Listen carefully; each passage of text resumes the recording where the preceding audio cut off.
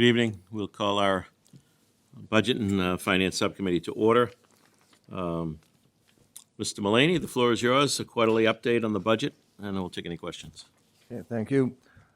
Before you have the quarterly budget for the 6 months ended 12/31/2023. As of December 31st, 2023, there were 8 biweekly payments made to professional teaching staff, with 18 payments remaining for the majority of teachers. So at this time at the budget cycle, there should be approximately 69% of the budget available to get through the year.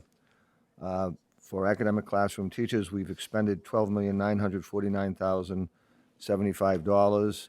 We have a remaining budget balance of $31,348,939, which is 70.77% of the budgeted amount, which is higher than the 69% we'd be looking at. So we anticipate that we should have, even after we do the raises in February for the steps and levels, we should, or for the step raises, level raises, we should have sufficient funds to have some ability to shift funds from this line item to address areas that might be of concern later on in the year.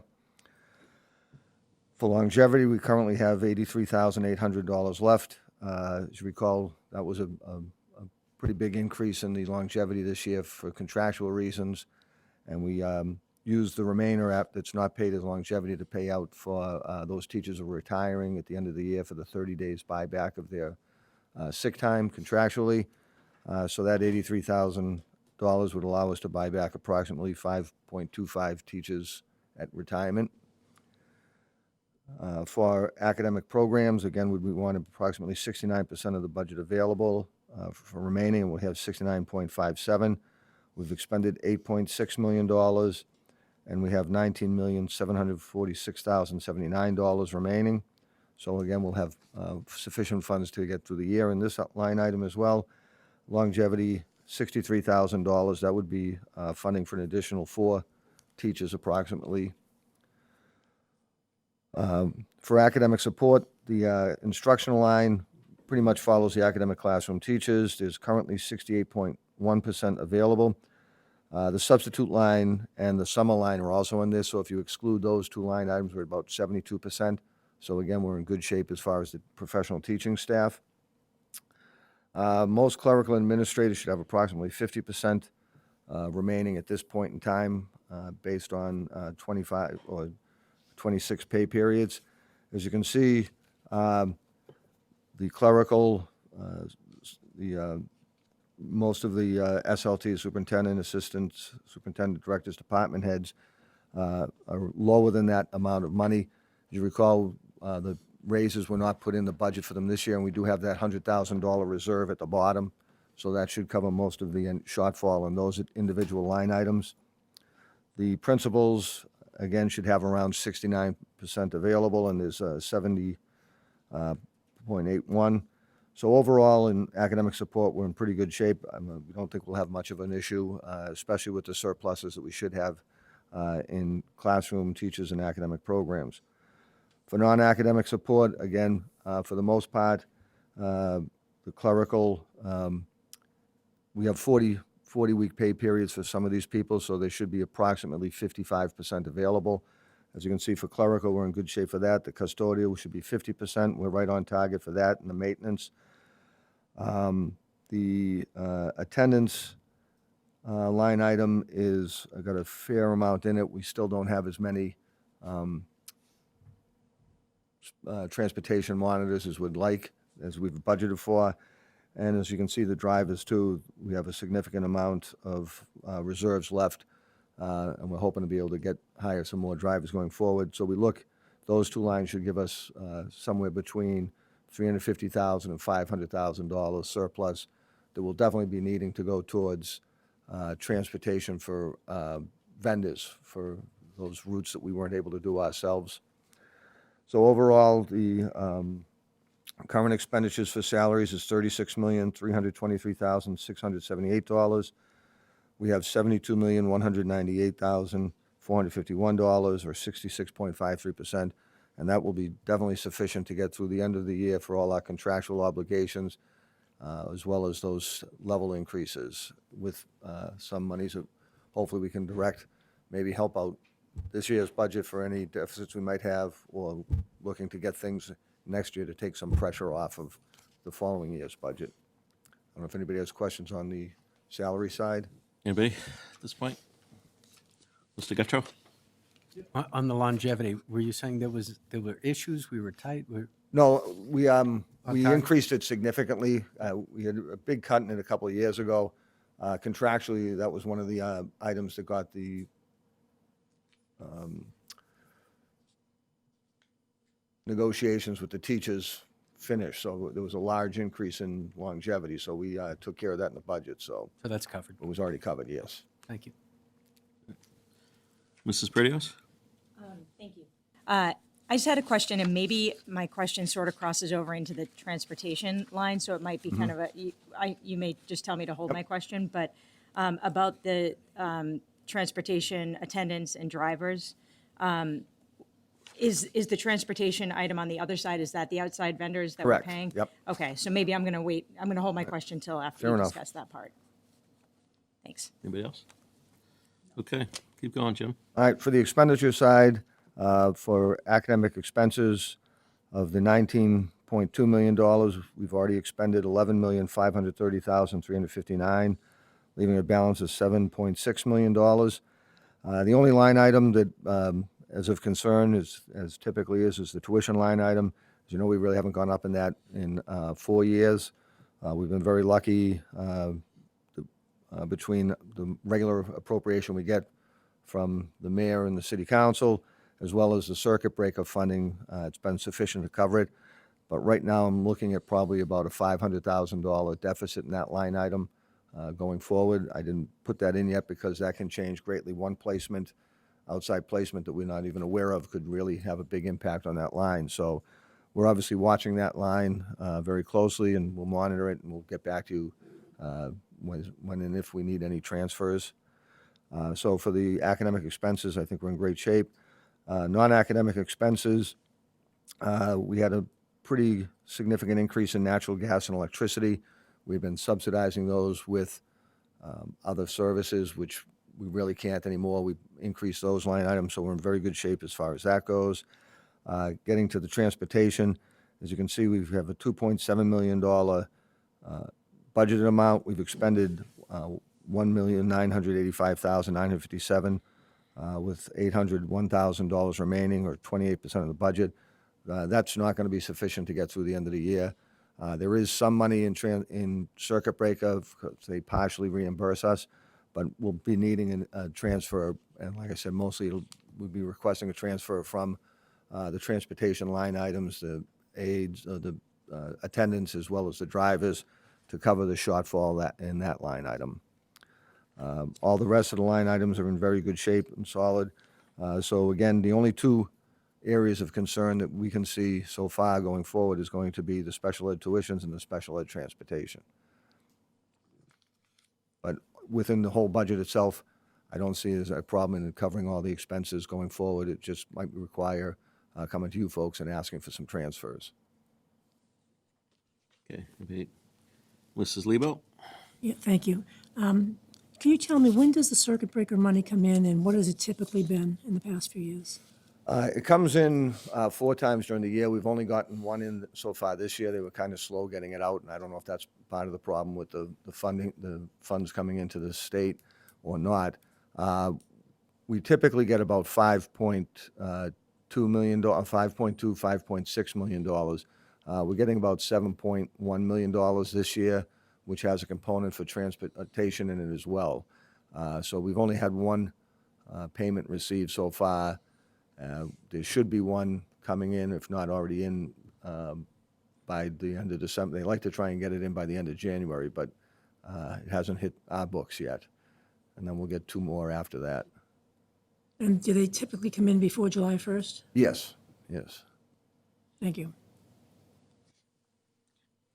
Mrs. Perdios?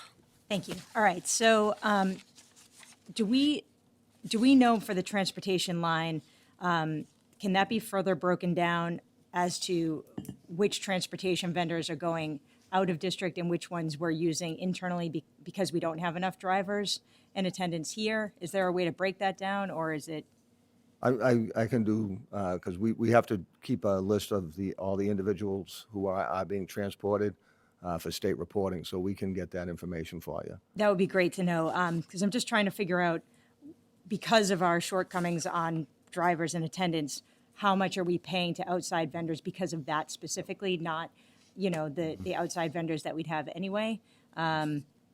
Just to kind of see if there's a way to, reallocate those funds toward trying to get our own drivers, just to kind of cover ourselves on that, so. Now, we're working with our vendors, and we are in negotiations with our bus drivers right now. We do have we've seen a decrease in our drivers. About 5 years ago, there were 10 more permanent drivers and 10 spare drivers, field trip drivers. COVID hit, and it really decimated the ranks of drivers everywhere. If you look in the paper, you'll see every school district is facing the same issue right now, a lack of drivers.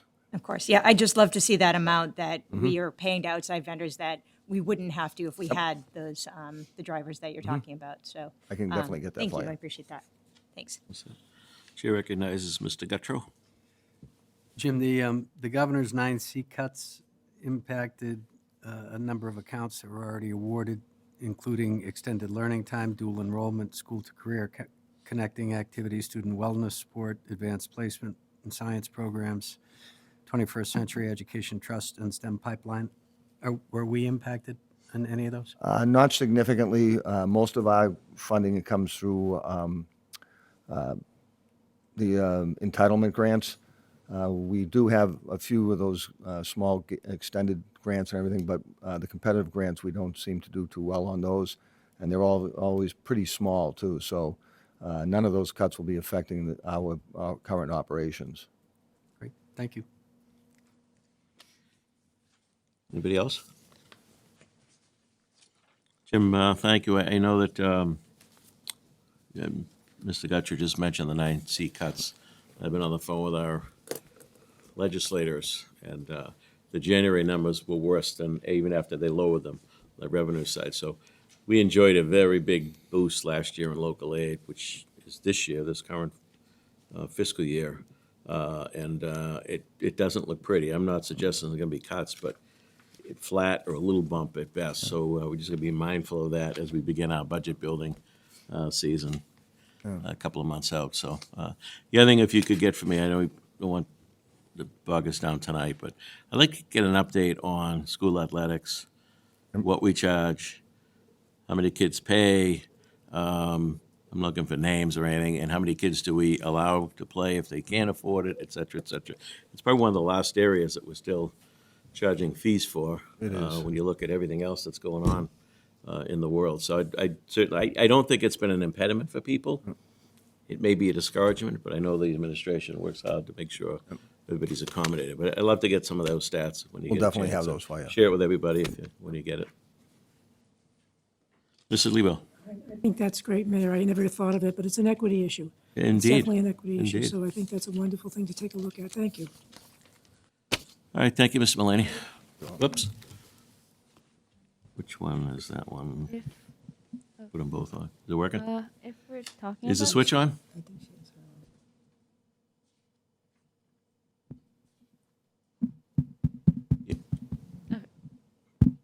Yeah, nice and loud into it.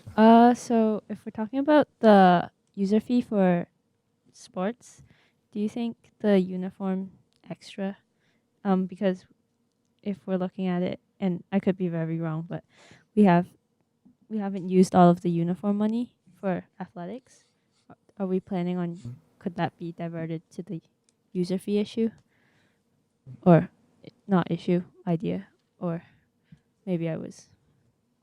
Maybe I'll hold You on. want to take a shot at that, Well, Jim? the uniforms that in here are contractual uniforms for different bargaining groups, like the nurses, the custodians, the maintenance. The uniforms for the athletics come out of there's one athletic supply line. Okay. Sorry, that's No, my no, bad. no worries. Good question. All set? Another thing is for future budgets, if we're looking at the athletic supply line, that one looks to be a little short, and I know for some sports, there's actually not enough uniforms. Like for track, there's like a lot of kids who do it, and then if essentially kids don't get cut in track, but there's like grays, and then once they're out of the grays, you have to wear like a white top. So just an it would So, it kind of stands you apart when we're versing the other schools, and like some kids have the whites. Like most of us have the grays, but some people have the whites. Yeah. because we can get that information for all the athletic expenses as well. Oh, she was asking about the uniforms for the school's individual sports, particularly the track program, since there's such a large number of students. And all of the uniforms typically come from user fees. So we do have a breakdown. We try and be relatively fair, especially with the major sports, doing home and away, and alternating between the two schools. I know track is a combined one, so, and the uniforms aren't that expensive, but I haven't seen a request for uniforms for track for a while, but I can look at that. Okay. Mrs. Hubley? Thank you. And when you're getting the numbers for the athletics, also already currently in budget and finance, we have looking at middle school athletics fees. So if we could Sure. have the numbers for the middle school athletics students as well, so we can tie that in with it, that would be Can great. get that for you. Anybody else? All set?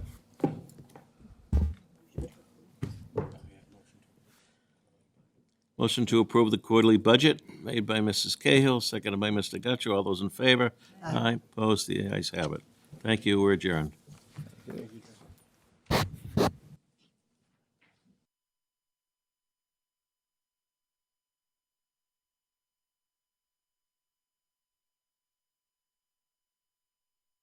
All set? Yeah, I'd like to call to order the Wednesday, February 7th Policy Committee of the Quincy School Committee. There are 3 issues on the agenda. Mr. Clerk, if you could call the roll. It's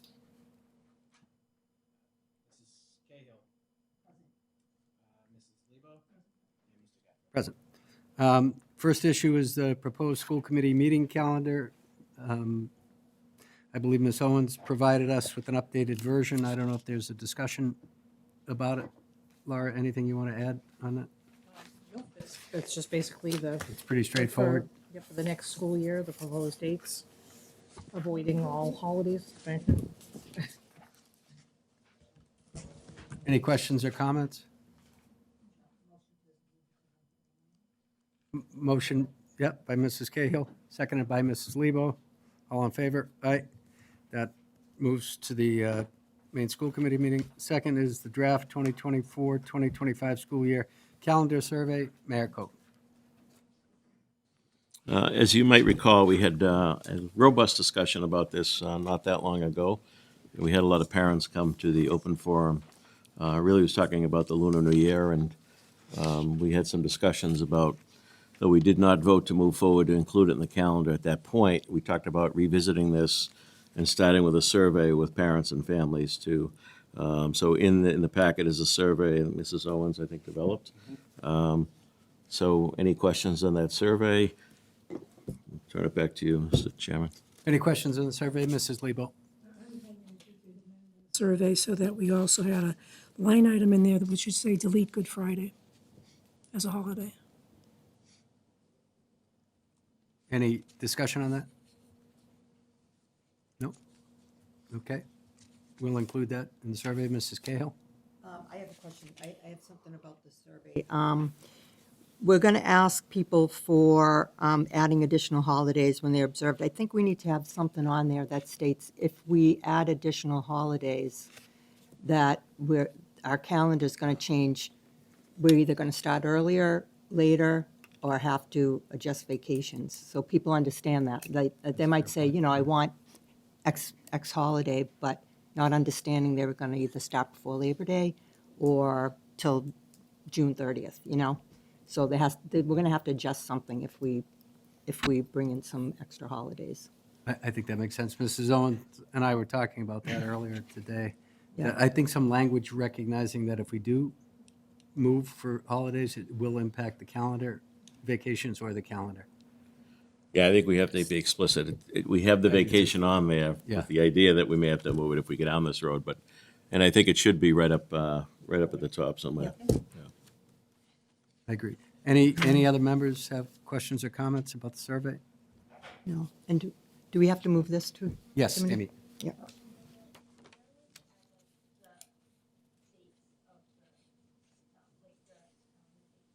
Oh, the dates of the holiday for the coming year? Is that what you mean?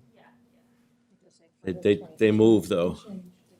But it does say for the 2024, 2025 school year. Yeah, it says that.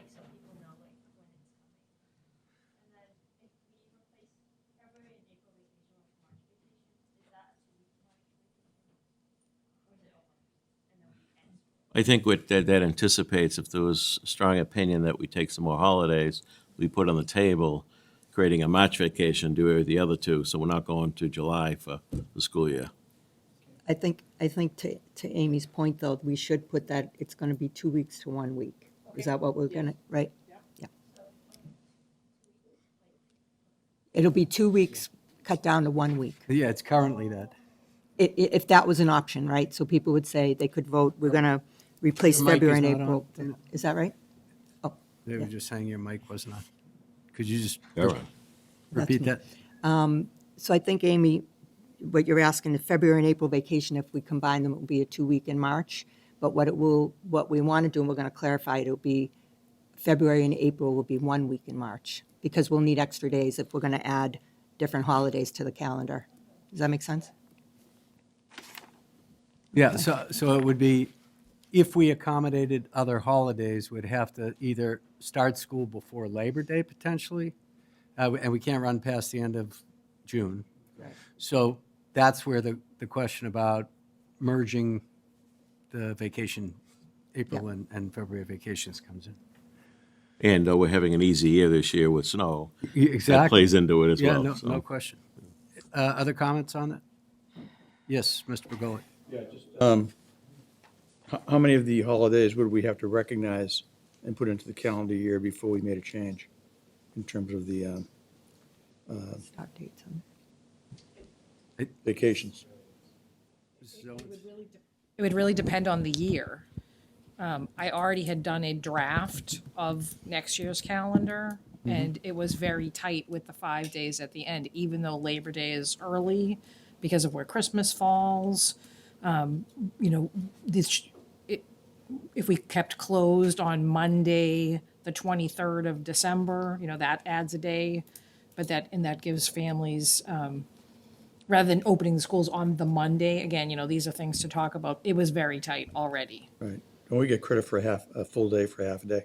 Don't we get credit for a full day for a half day? Within reason, Concession. because Jim Mullaney also calculates the number of hours that the students are in school, because there's hourly requirements along with the days, so we have to be careful about that too.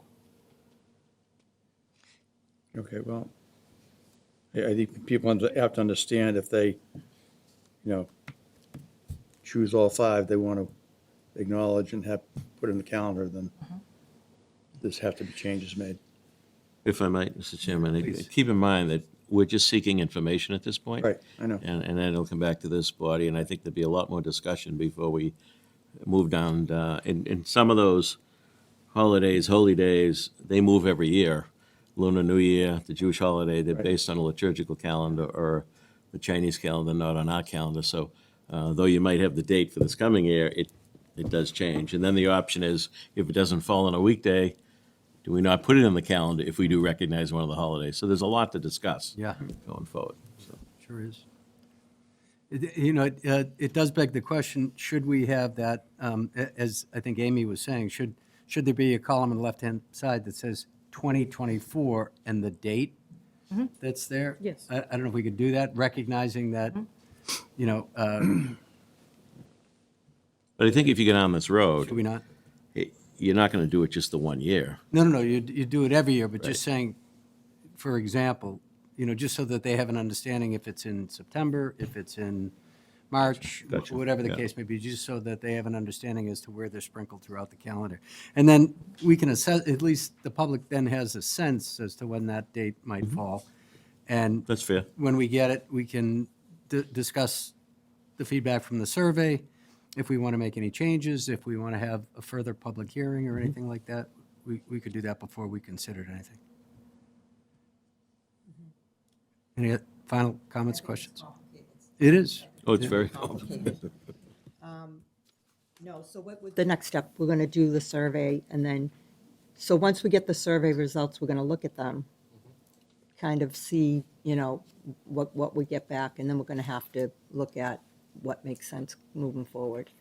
I feel like changing vacation dates and things like that can be, like the 2 weeks to the 1 week can be a complicated issue for, like, statewide for No, it will different. be. It will be, because if we have teachers who have kids in a different school system, or Quincy people who work in a different system, and then we have 1 week here, and their kids are in school, we might have teachers who need to take time off to be with family. I don't know. I well, mean, this it would just- also trip negotiations because it's going Yeah. to change the it's gonna contract. change. So it is very It's going complicated. to be a complicated thing for that, but I don't know if I would add that in there, but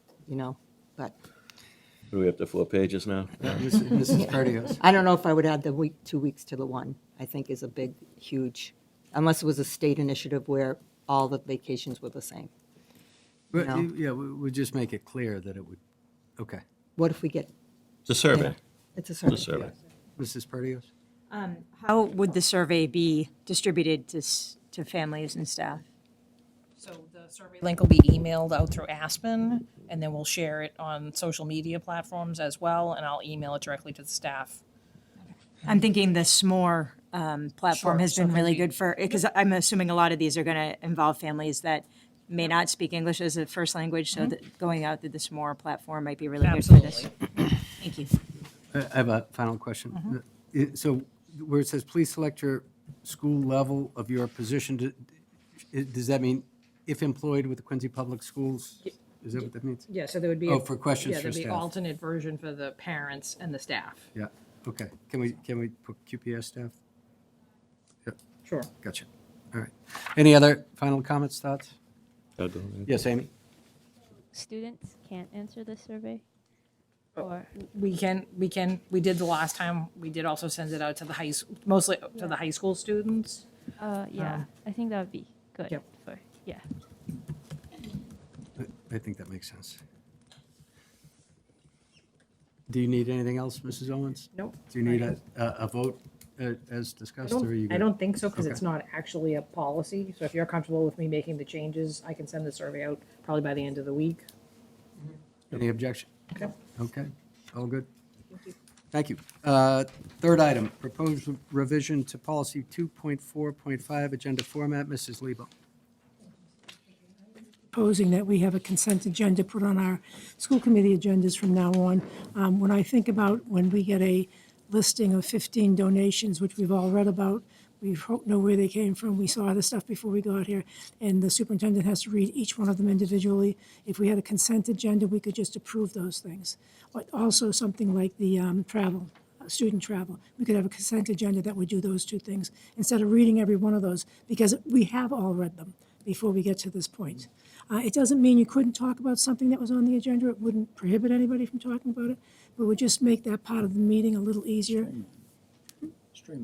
Streamline it. It would streamline it. It's just when we've already read it, there really isn't a chance, necessary for him to read it to us again. Discussion? Mrs. Hubley? I was just going to say, this is something they brought up at the Mass Association of School Committees, and it was recommended. And there's nothing to preclude anybody from saying, I want to take item 4 out for further discussion? Yeah. Mrs. Perdios? Would they still be listed on the agenda individually? Okay, yep, that's fine. Any additional comments or Does that questions? meet legal requirements? Yes, absolutely. This is something that, as Kathy said, Mask has recommended for us to follow. Are we also, I'm sorry, are we also adding the subcommittee, reports of subcommittees as part of a consent?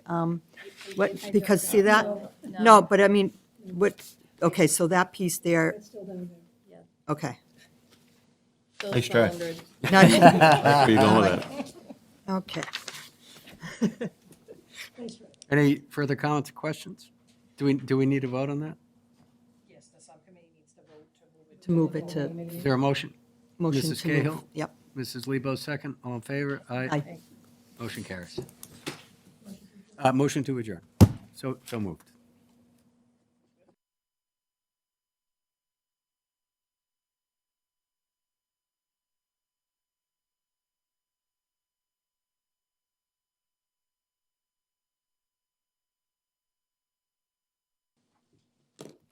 Call the regular school committee meeting Wednesday, February 7th to order, 6:30 PM.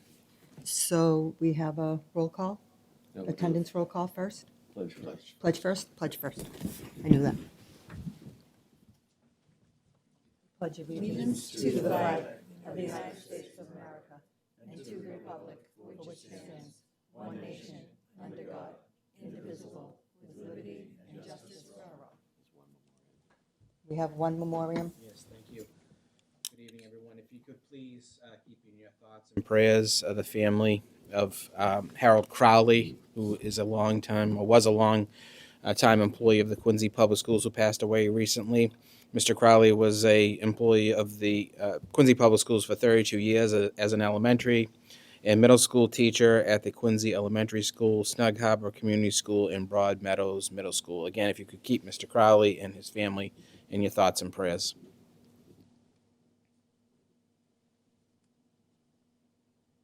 Thank you. Okay, Mr. Superintendent, roll call, please. Mr. Begoli? Present. Mrs. Cahill? Present. Mr. Guttrow? Mrs. Hubley? Mrs. Lebo? Mrs. Perdios? Mayor Koch? Present. North Quincy High School Student Representative Amy Tan? Thank you. Thank you. Okay, now we'll go to open forum. An opportunity for community input regarding the Quincy Public Schools. Community in this context is defined as a resident of the city of Quincy, a parent of a student who attends the Quincy Public Schools, or an employee of the Quincy Public Schools. Non-community persons not permitted to speak at open forum may submit written statements to the school committee. After giving his or her name and address, each speaker may make a presentation of no more than 4 minutes to the school committee. An individual may not exchange their time or yield to others, and interested parties may also submit written statements to QSCO Pen QS Open Forum at quincypublicschools.com. Do you want me to read the pursuant to open? You do, yes, you do. You want to read that? Pursuant to the open meeting law, any person may make an audio or video recording of this public meeting or may transmit the meeting through any medium. Attendees are therefore advised that such recordings or transmissions are being made whether perceived or unperceived by those present and are deemed acknowledged and permissible. Is there anyone here for open forum? And I think, Mrs. Owens, you have a letter? Dear school committee members, as you may know, the Snug Harbor Community School now has an active PTO board. Our mission statement in our newly adopted bylaws states, the Snug Harbor PTO is an organization that promotes a collaborative and supportive relationship between caregivers and educators that contributes to the educational, cultural, and social emotional development of each student. We are finally starting to try and bring things to Snug Harbor that other schools have access to. For example, we are bringing a scholastic book fair to Snug Harbor this March.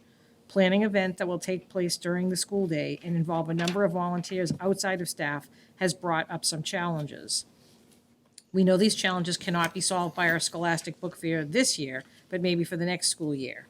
One major challenge and barrier to increasing our number of volunteers is the SAFIS, which is the fingerprinting. We understand that SAFIS is part of a statewide policy, so we know this cannot be changed, nor would we want it changed as it protects our students. However, we are asking for the school committee's help. There are 2 barriers that prevent caregivers from having SAFIS done. The first barrier of SAFIS is the cost. While $35 does not seem like a lot of money to several families, this is a difference of a meal on the table. Our PTO just discussed last night on how to support those who want to volunteer financially and agreed to approve reimbursement on a case-by-case basis. The second barrier is the location of where fingerprinting is done. The location does not only impact volunteers at Snug Harbor, but all schools across the city as well as potential employees. We are asking that the committee explore the feasibility of bringing a center to Quincy, specifically where it would be public transit accessible. We understand this might not be possible since it is a state agency, so any other ideas of how to make SAFIS more physically accessible to those who want to volunteer would be appreciated. This also brings up another concern related to SAFIS. Through various discussions with either other PTOs or caregivers, there seems to be no clear line as to when a SAFIS needs to be done. We would like to see a district-wide transparent explanation. The state says who may have direct and unmonitored contact with children. Some schools seem to have a different view on what that entails. As a PTO board, we have understood that to mean that we all need to have Corey and SAFIS regardless of the situation. Thank you in advance for any time and resources you can commit to this concern. The Snug Harbor PTO Board, Christina Duncan, President, Megan Beswick, Vice President, Christina Del Tufo, Treasurer, and Laura Russell, CARES Representative. Thank you.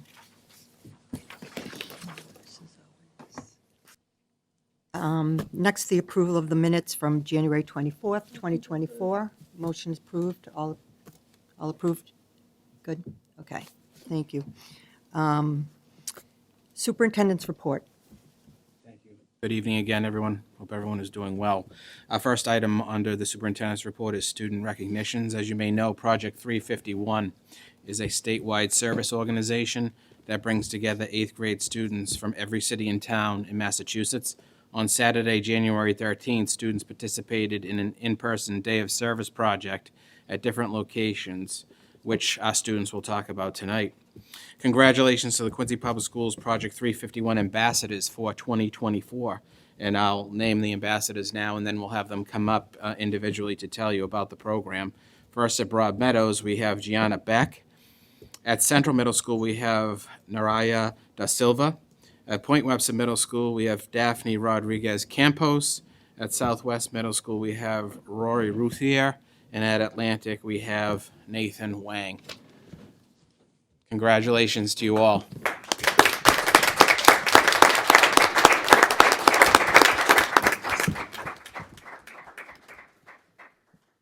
So why don't we have Rory Ruthier, if you don't mind, go up to the microphone and please tell us about the program.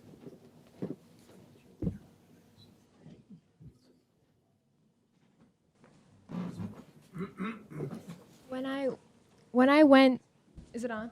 Should be. Can you just tap it? See if there's a switch on that.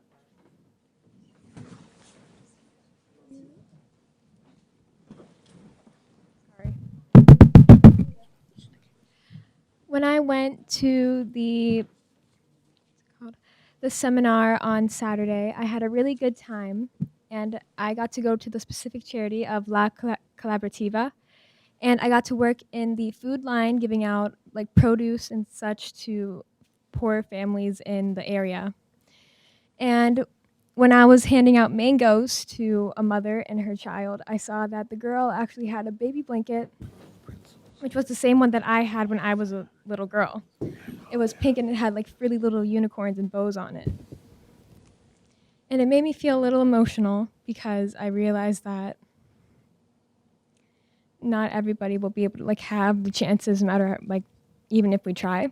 But with our work, we're able to like close the gap more between like poorer and like richer communities and make Quincy easier to live in. So that was fun. Great, thank you. Next, if we could hear from Daphne Rodriguez Campos.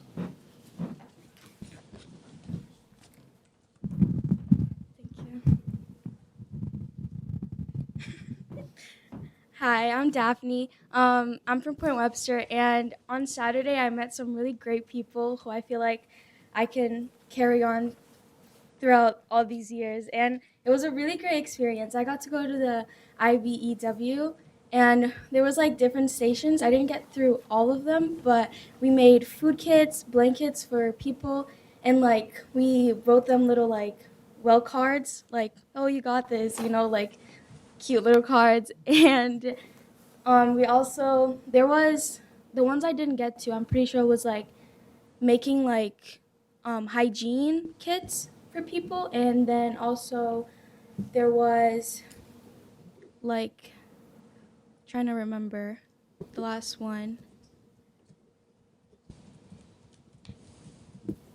I'm sorry. That's okay. It's because I didn't get to it, so I'm like trying to remember it. There was one last one that I can't seem to remember, but it was a really like cool experience to go through, and I felt very privileged to be there. I got to make friends, and we talked about different experience and like the differences in our school, and we also talked about how like great it is to be able to make all the amazing things we made for people. And it was really awesome to know that we were able to make a difference. Even if it was small, it was a difference. Great. Great job. Next is Naraya De Silva.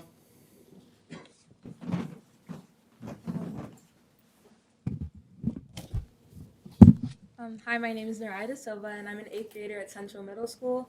On January 13th, I began my ambassador journey from Project 351, and I got to meet so many different people with different diversity who face different adversity and who want to make a change and are empowered in our communities. So on that day, we got separated into different service groups, and I was in the Anne Frank service group. My group went to Cradles to Crayons, which is a nonprofit organization that deals with children's food and clothing insecurity. I got put into the sorting room, and we got to help so many different families and children that deal with clothing insecurity. And then it was sent to sanitary area where other kids in the Project 351 ambassador group worked. So then on that day, we helped 27,000 people and their families, and we supported them through our community service. And it was great to see that we could make a difference in just that one day by helping 27,000 people, and that's a lot of people. Yeah.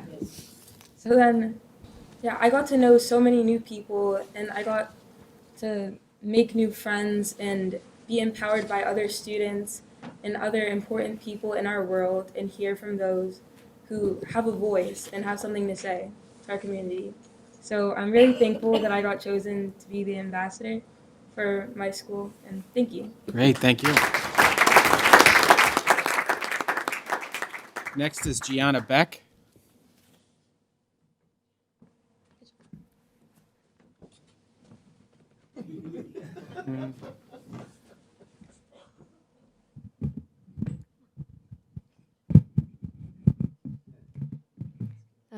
Hi, I'm Gianna Beck.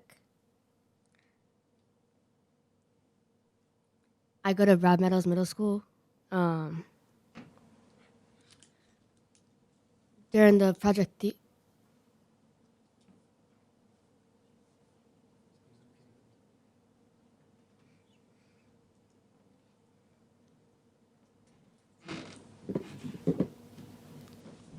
Okay. We'll get you in a break.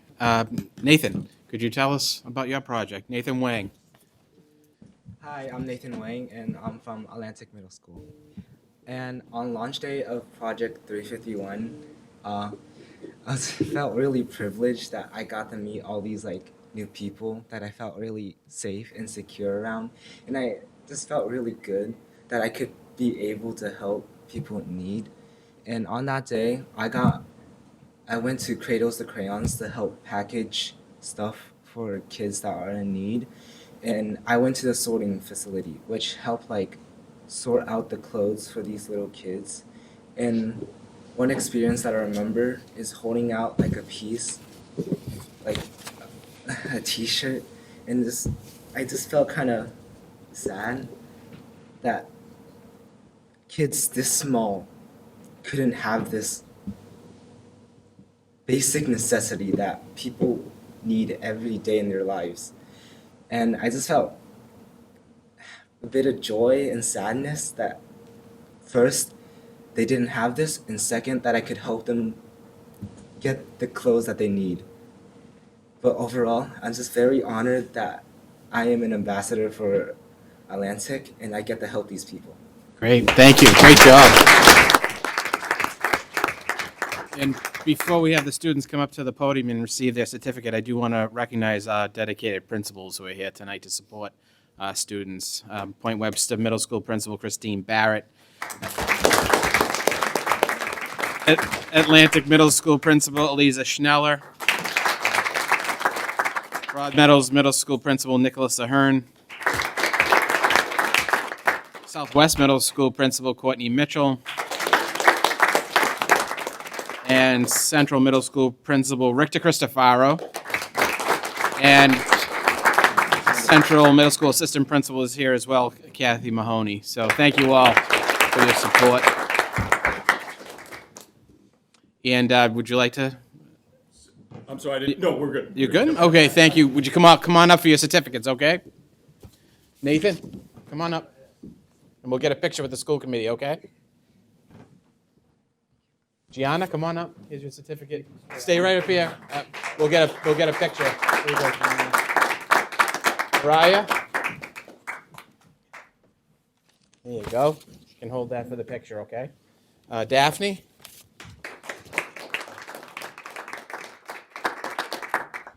And Rory. Congratulations, everybody.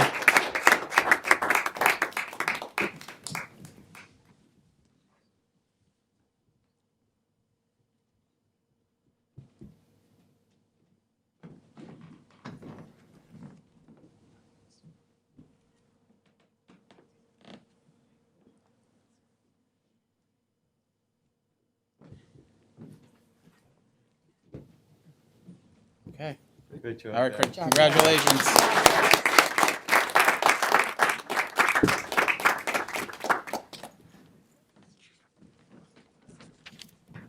Want to take a recess?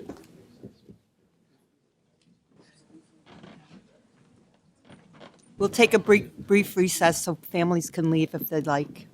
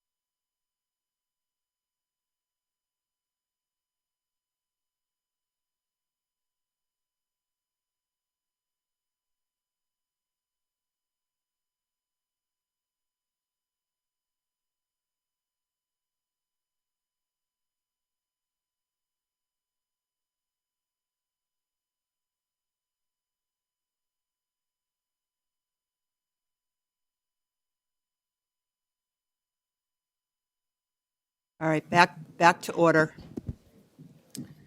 Superintendent's report, Right, continue. thank you. On to the next item, which is the student athlete recognition. North Quincy High School senior basketball captain Ava Bryan scored her 1,000 career point last Tuesday in a win against Situate High School.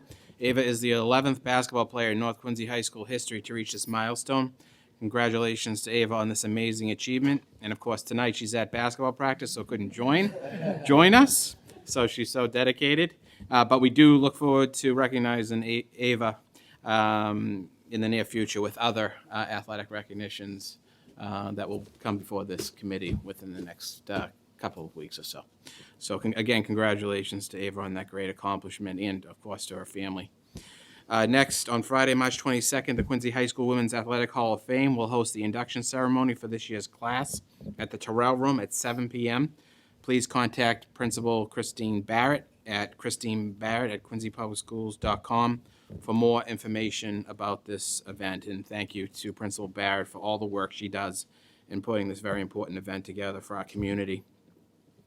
Next is congratulations to Quincy High School choir students William Cabaroy, Matthew Hollitz, Devereaux Fuller, and Michael Romeo, and band students Anders Eshelman, Alvin Nicola, Owen Veith, Fanny Yang, and Justin Zhao for their participation in the Massachusetts Music Educators Association Eastern District Senior Festival. After undergoing a competitive audition process in November, these students were selected to perform with other top-ranking high school musicians from over 30 school districts in eastern Massachusetts. Really impressive. The Senior District Festival took place at Milton High School on January 5th and 6th and ended with a concert that featured performances from the orchestra, concert band, jazz ensemble, and mixed chorus. Matthew Hollitz and Owen Veith were selected to perform at the upcoming MMEA All Music Festival at Symphony Hall in March. So congratulations to these students. Very, very impressive. Next is registration for the 2024-2025 school year is underway for all grade levels. The online links for families to pre-register are posted on the Quincy Public Schools website. Pre-registered families will be contacted by school secretaries and central registration to schedule registration appointments before and after the February break. With that, that concludes my superintendent's report. If there are any questions. Thank you. Next, we have old business, update of school committee policy, section 257, school committee staff communications. This is up for discussion. Anyone? No, we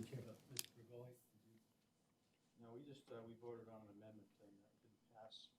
So I believe it goes forward with the original proposal. Miss, well, you're the vice chair. Mrs. Lebo is looking. Oh, Mrs. Lebo. I think we can still make another amendment, can't we? Yeah, we can amend it. We don't have to pass this or not pass this. So I would like to propose we make an amendment to add the word official into the top sentence. All official communication, the first paragraph, excuse me, all official communication or reports to the school committee as opposed to just all communications. Second. Seconded by Mr. Guttrow. On the motion. On the motion. I am totally fine with voting for official on this because it is my understanding that we consulted legal, and legal said that it doesn't matter if the word's in there or not in there. It means exactly the same thing. Am I correct from Yes, that's superintendent? Okay, so I'm fine with that. Any other discussion? So the motion is to take a vote to amend the current policy. And then we'd have to send it to, And then we vote again. Then we vote right now. then can we vote again on the amendment? Yeah. Yep. Okay. We vote on the amendment. So should we do a roll call vote for a change, the amended policy? Roll call. Okay, roll call. Roll call? Mr. Begoli? Yes. Mrs. Cahill? Yes. Mr. Guttrow? Yes. Mrs. Hubley? Yes. Mrs. Lebo? Yes? Mrs. Perdios? Yes. And Mayor Koch. Yes. All in favor? And now we'll vote on the policy itself to be adopted As with, amended. with the a motion to approve that. Do we Motion have to approve? Second? On the motion? On the motion? So I just want to explain, I'm going to be voting no on the policy, and I don't want to be confusing because I just voted yes for the amendment. I think that the amended version makes it more clear that we can have,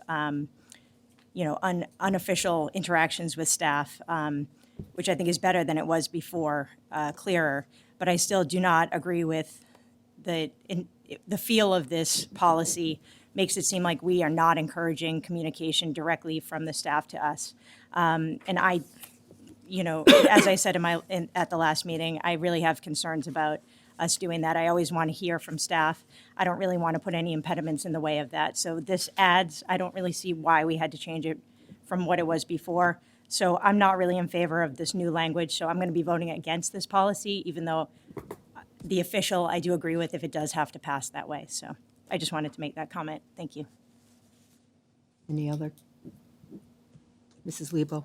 I just want to remind folks that this was recommended by our attorneys and by the MASC, that this be in our policy book. So I just want that on the, just want to remind the folks of record. that. Anyone else?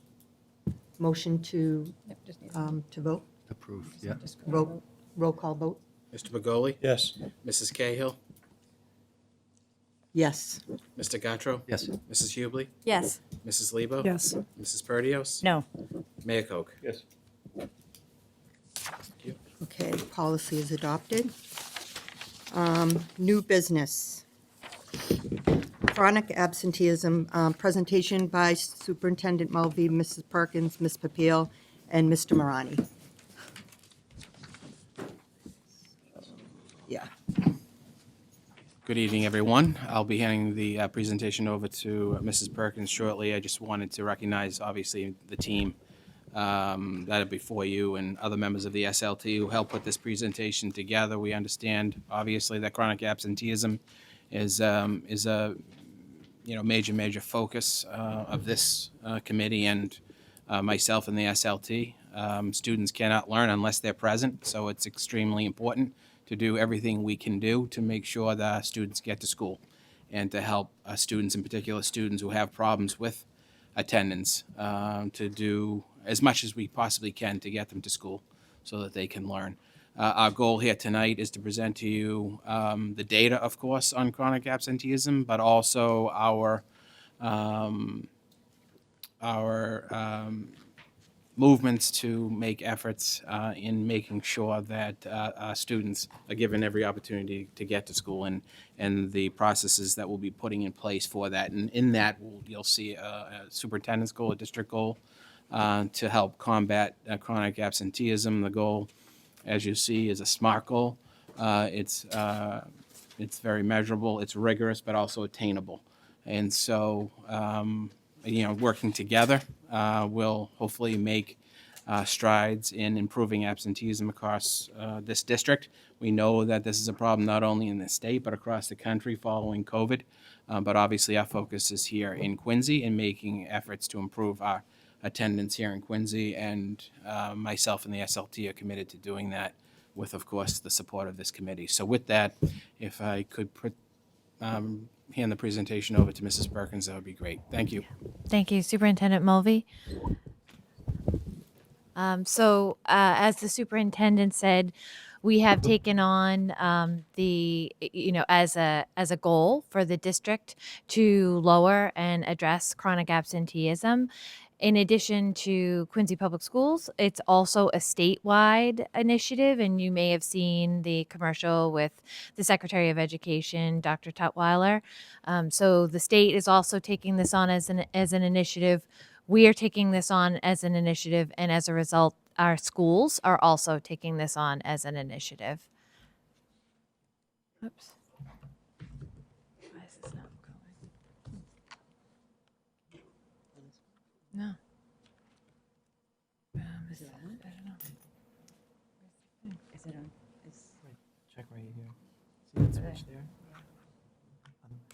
Okay. There we go. Okay.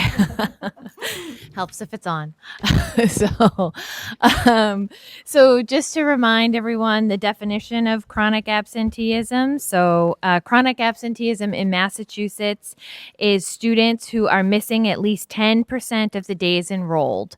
So at the end of the year, that would be 18 days. If the school year is 180, 10% of that would be the 18.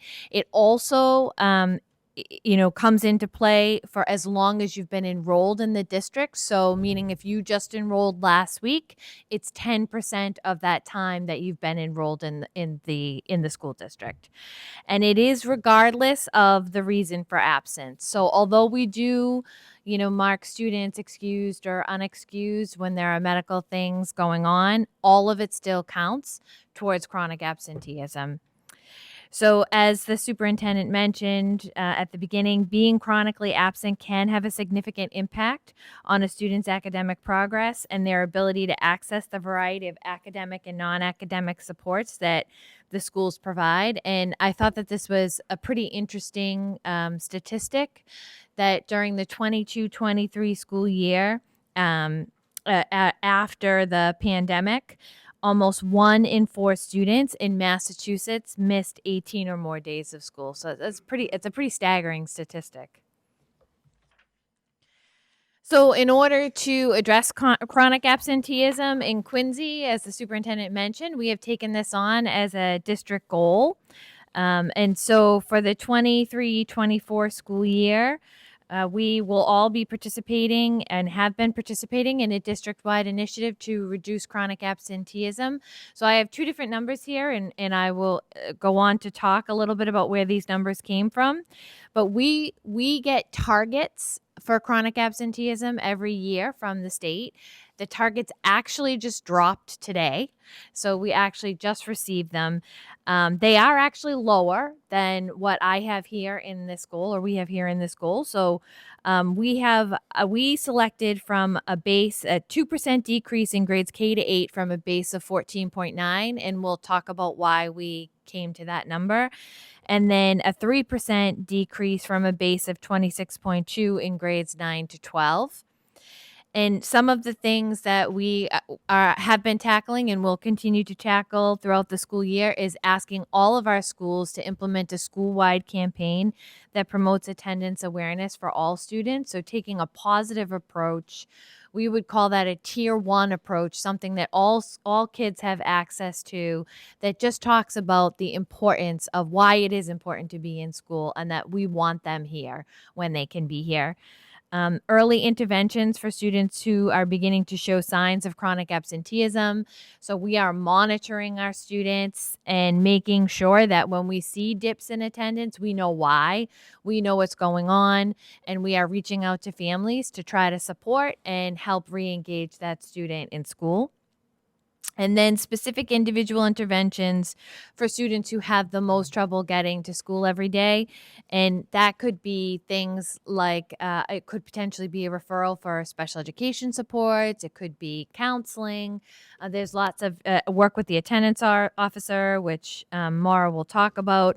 There's lots of different things that we do to try to re-engage students who are really having trouble attending school.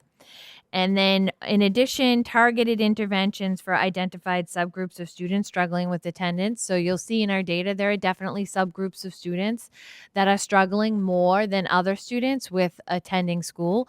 And so we need to make sure that we're doing some extra things to help re-engage those groups of students to help them get back to school. So looking at the data, so this is last year's data for chronic absenteeism. So this is broken down by subgroups. And so I'll talk a little bit about where I got the number for our goal for chronic absenteeism. So you'll see that down at the bottom, it says all students. So in 2022, our all students rate for chronic absenteeism in grades K to 8 was 17%. And actually, I should clarify that it's technically 1 to 8 because this doesn't kick in until you turn 6. So it doesn't start until first grade, typically. And so our 1 to 6 rate was 17%. Our target for 2023 was a goal of 16%. That's set by the state.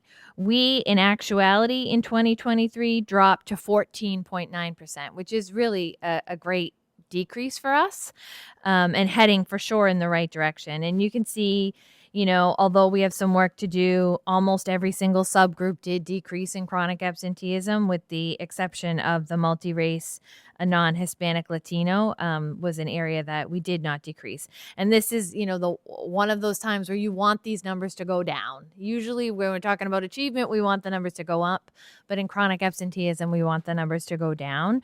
So in looking at this, our target for this year is less than a percentage point set by the state. As I said, we just got it today, but we really felt like, given that we decreased 2% last year, given the work that all of our schools are doing, we really feel confident that we could decrease our base by another 2%, at least for this year. Hoping to exceed that, but at the very least, we can decrease by 2%. So for high school students, obviously it's definitely more of a concern at the high school level. In 2022, our all students chronically absent rate was 30.9%. Our target set by the state was 29.3%, and our actual number was 26.2%. So we decreased 4.7% for all students, and which is why we selected the number of 3% for our goal. We thought that was a reasonable goal. And again, the base or the new target, I think, was just about 2% set by the state that was released today. And so definitely more concerns at the high school level. I think we talked about it as well during the SOA presentation that, we have some subgroups that we are absolutely concerned about. And one of those subgroups is the Hispanic Latino subgroup. They are definitely trending in terms of chronic absenteeism more than the other subgroups. And so, although we decreased the African American Black student chronically absent rate, it's still pretty high, and we need to bring that down. So this is our preliminary data right now for school year 23-24. And I just want to caution you because I don't even think we've hit the 100th day yet. So this is based on the whatever we're at. We're in the 90s, I think, for days. So this was taken as of 1/4/23. So these are what the subgroups are looking like in terms of students who would be at this point in the school year if we implemented chronic absenteeism based on the number of either days that they've been enrolled or days in the school year that would be considered to be chronically absent right now. So it would be less than 10 days. So that is a lot of students. You have COVID, you have the flu, you're out, 5 days, 6 days. And so, right now, this is what our subgroups are looking like. And, we run this data to make sure that we're making an impact. So we're periodically checking data. We're constantly trying to intervene and bring kids back and re-engage kids in school. But, we have obviously this is the breakdown of what it looks like right now. So when you look at the total number of students at this moment in time or on January 4th that would be considered chronically absent, this is the breakdown of the subgroups. So looking at the data a different way. So again, if you're looking at the students who on January 4th would have been considered to be chronically absent, we're looking at, well, where are they? Because some of these students, hopefully many of them, if not all of them, we can recover. We can help bring them back. And we'll talk about recovery. Mike will talk about recovery in a minute, but we can bring them back. We can re-engage them and we can help recover some of this time. And so, I think that the good news is that when you look at this, of the students who are currently would be identified as chronic absenteeism, 33% are only at 10 to 11% of the days in school. So that means with some good recovery efforts, we can prevent these students from at the end of the year being considered chronically absent. Because remember, if they've been enrolled all year, they have to be at 18 days. So in January, if they have only been absent for 10 to 11% of the days, that's less than 90 days, probably around 80 days, right? So they've really not been absent enough to push them towards chronically absent at the end of the year if we intervene now. So, so those are the kinds of things that we're talking about. And, even the 12 to 19% of the days, which we have, 45 or 46% of our chronically absent students are falling within that 12 to 19% of the days. And we can, with some good effort, hopefully get those kids back in school, get them re-engaged and help them recover some days or potentially prevent them from being chronically absent at the end of labeled chronically absent at the end of the year. And then the last group is the students who have already exceeded 20% of the days. And right now, that's about 21% of the students that are labeled chronically absent. So the two buckets, the 10 to 11% and the 12 to 19%, we are really working to help re-engage those students, help prevent them from becoming chronically absent, get them back in school. The 20 plus days, we're still working with those families and those students, but it's a different approach because at this point, those students who are falling in that bucket, there's probably a lot more going on. And so there's, more interventions, more work that we need to focus on with those families. So just to talk quickly about some of the school-wide initiatives, we consider that to be tier 1. And so some of the school-wide initiatives, one of the biggest things, and we're so excited, and we have to thank Arbella and Keith Sagala and all the work that they've done to get this, but is the All-Star program through the Celtics. It's really an awesome program. When I asked the principals to tell me about some of the things that they've been implementing school-wide, they were all raving about this. And so I'm just going to show you a little video that talks about what the All-Star program is.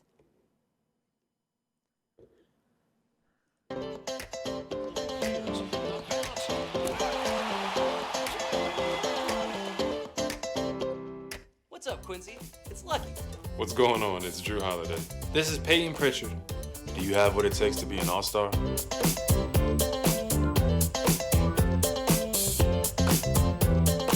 Show up to school every day.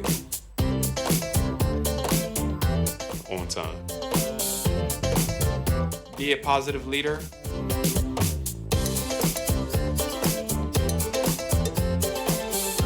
And participate in the writing and art contest in January. I want to challenge you. I want to challenge you.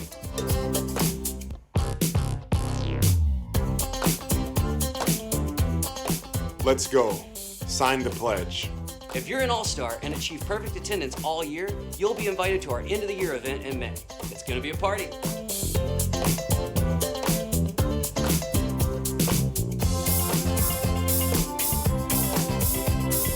I want to introduce you to the exclusive All-Star Handshake. When you see a classmate who is showing up to school and being a leader, do this.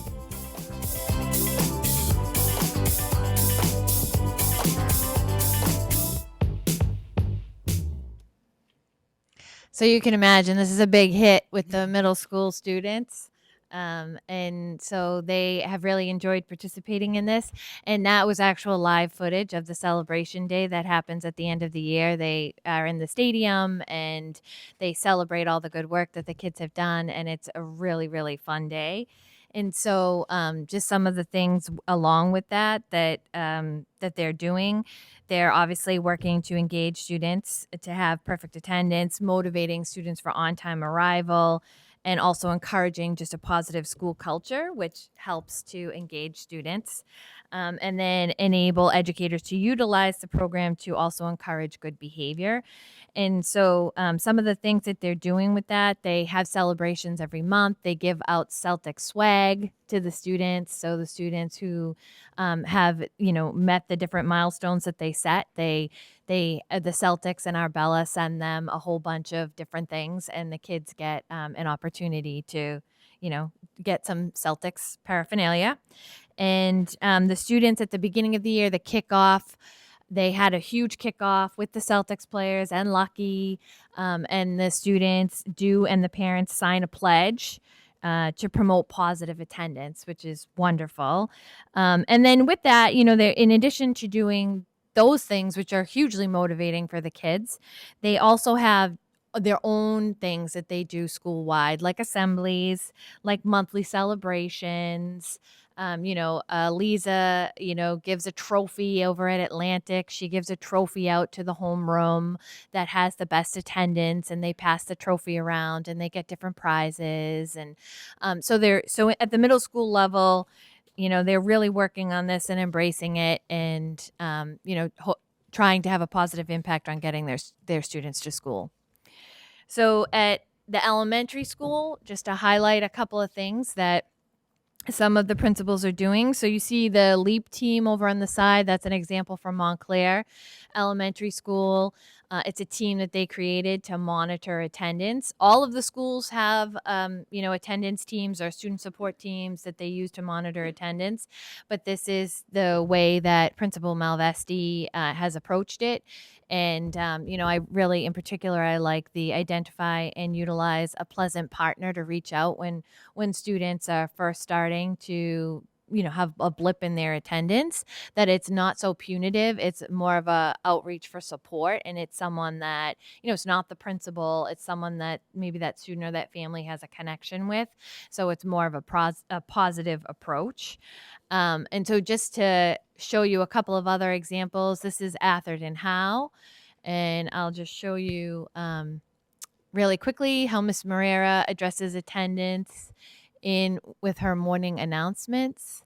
Just gonna fast forward it.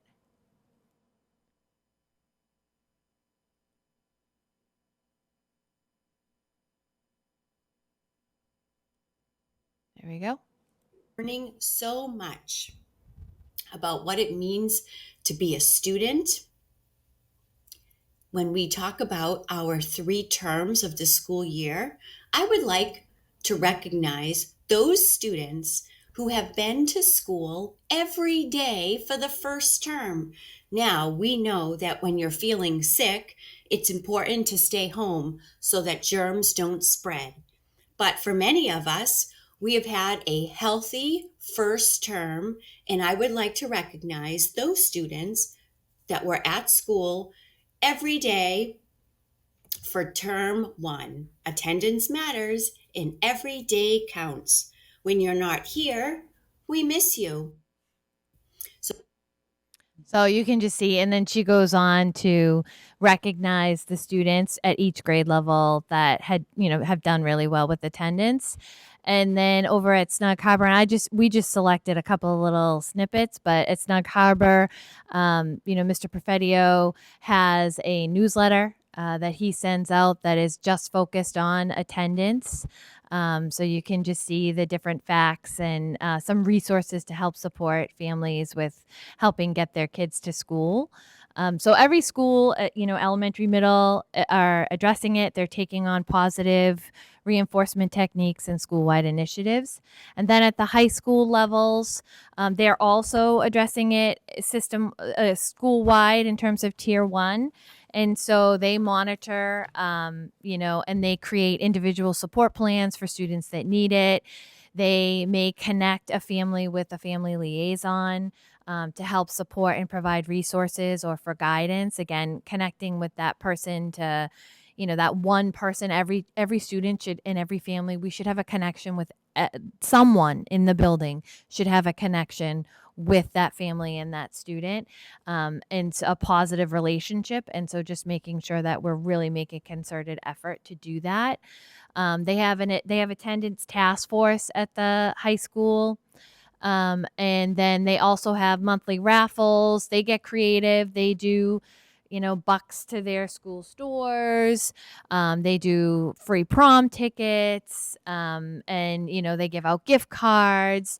They do, other celebrations like recognition of efforts for students who have worked really hard, and, come to school every day, and newsletter shout outs. So both schools, have different approaches, but they all are really promoting the positive. And then before I just pass it on to Mr. Marani, the school-wide monitoring, we are, Ms. Papil, we are tracking and monitoring. So this is just an example of our monitoring sheet. Obviously, we redacted it for confidentiality purposes, but so this is an example of, how the schools are filling this out. They are keeping track, because it's really important that we know what's going on with each and every one of these students. We need to know the why, what is the barrier, what is getting in the way, and what are the things that we've done. We also are tracking recovery, and Mr. Marani will talk a little bit about that. But each school's SST team or attendance team, they call them different things, is monitoring and tracking attendance. We have Dan Pacho created a report on Aspen that runs from the date and time that you're running it. It runs a list of who is on the chronic absenteeism list for each school at that moment in time, which is a really great resource for the principals. And then, as you see, we have the Google tracking tool. Ms. Papil. Thank you so much. Thank you for having us here. I'm excited to talk about the Tier 2 and the Tier 3 kind of interventions that we do, and really just to share with you the continued work of the principals, the counselors, the supervisors of attendance. They do an extraordinary job, as you can see, with building community and culture. Like, that's the first tier of the intervention that Erin just spoke about.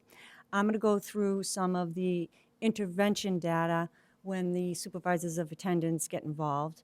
I'll talk about the Tier 2 and the Tier 3 interventions. In particular, we start with attendance letters. I'll talk about that a little bit.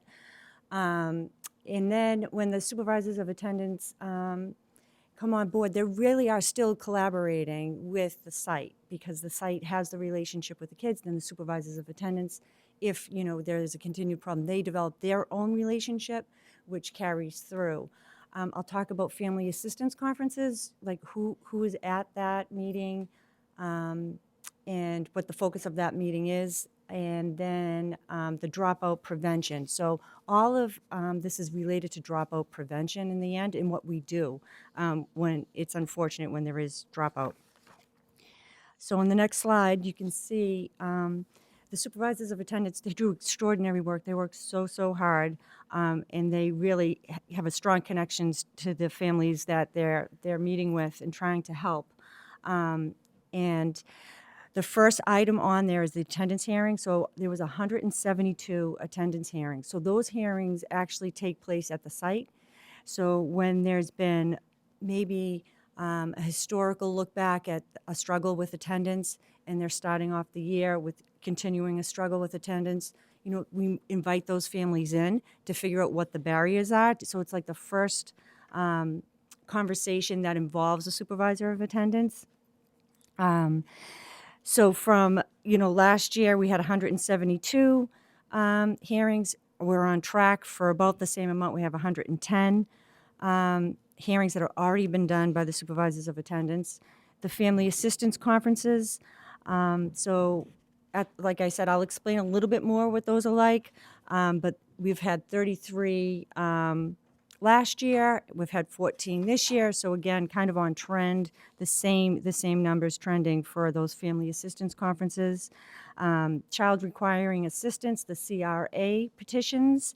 21 were filed last year. 4 were filed this year, but 13 from last year are still active. So there's 17 active CRAs. Supervisor of attendance home visits. So they did 161 home visits. Last year, they've done 64 this year. They, are really good about reaching out to families. Families will call them and say, hey, we're having trouble this morning. Can you come out? Can you give some assistance? And they do that.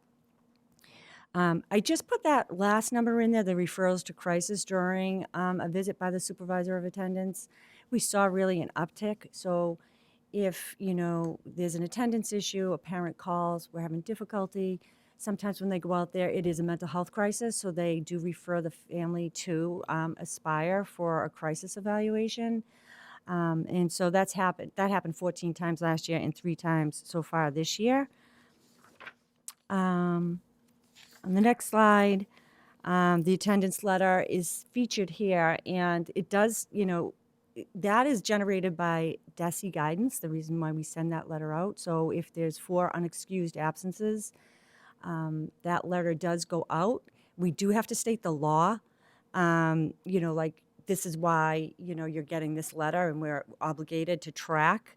But really it is, to start a conversation about, is there something happening? Do you need some help?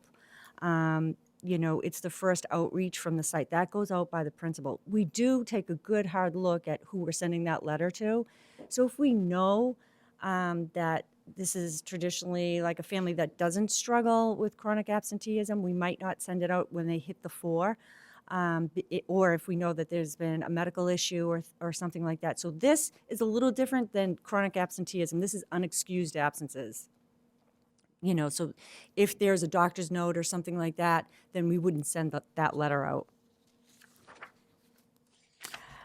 Here you're going to see the tiered supports. So the tier 1, Erin explained, the tier 2 is when the supervisors of attendance jump in, continued support with the counselors, the psychologists, the principals, the health interventionists. So there's a whole team that's continually working. And the interventions, they're fluid. You might be doing the check-in, check-out, identifying that person in tier 1, in tier 2. But, those kids, when they do come, they are getting that culture and climate, setting those expectations for learning and for regular attendance. The visual just helps demonstrate when the supervisors of attendance get involved. And parents and caregivers are referred to the supervisor of attendance when the tier 1 interventions aren't successful.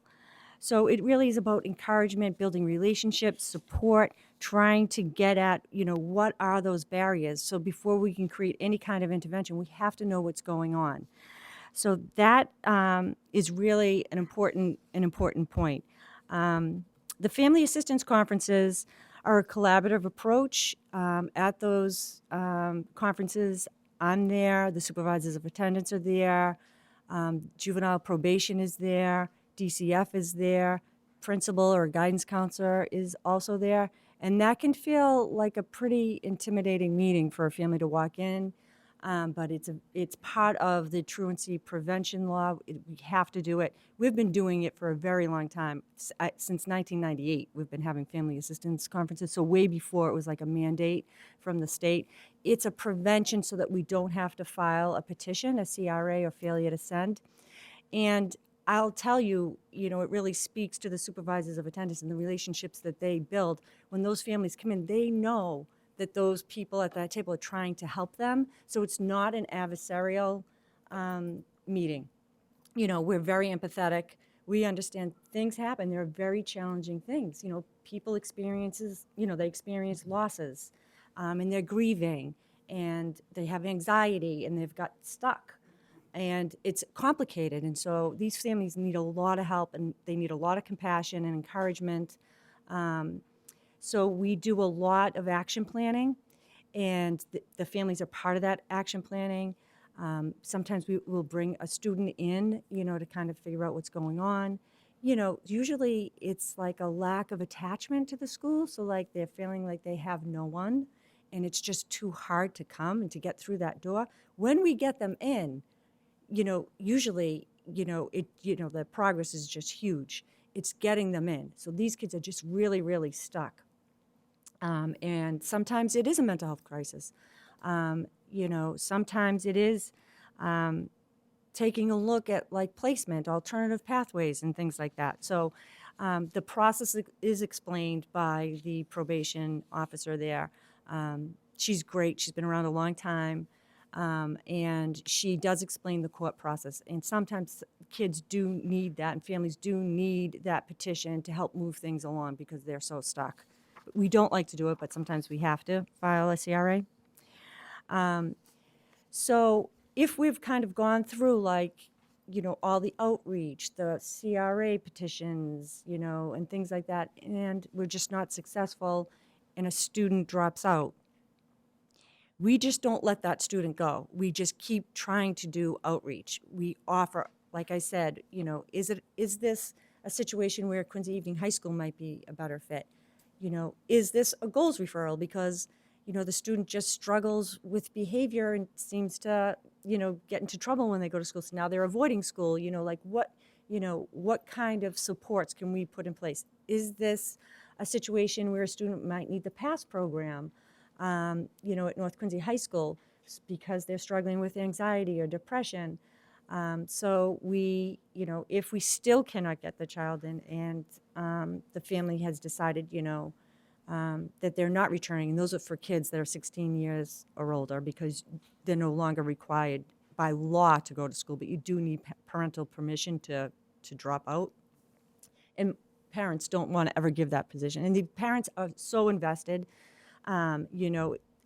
There's no judgment on what's happening for these parents. They want their kids to be healthy and happy and successful. Like I said, it's a matter of getting the right supports and getting unstuck.